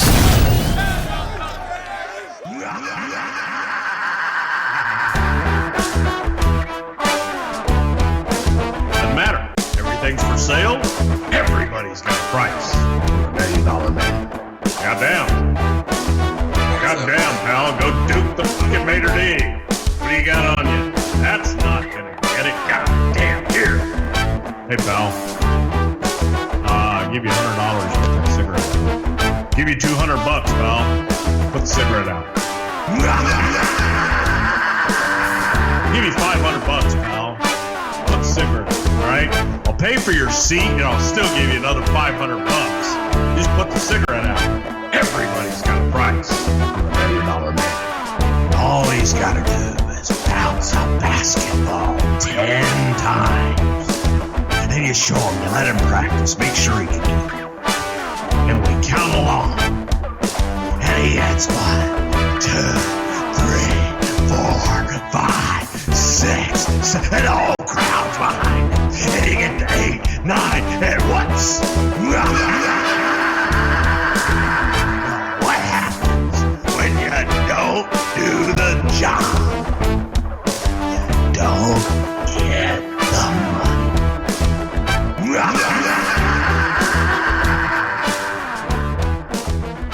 Everybody's got a price. The world of MLW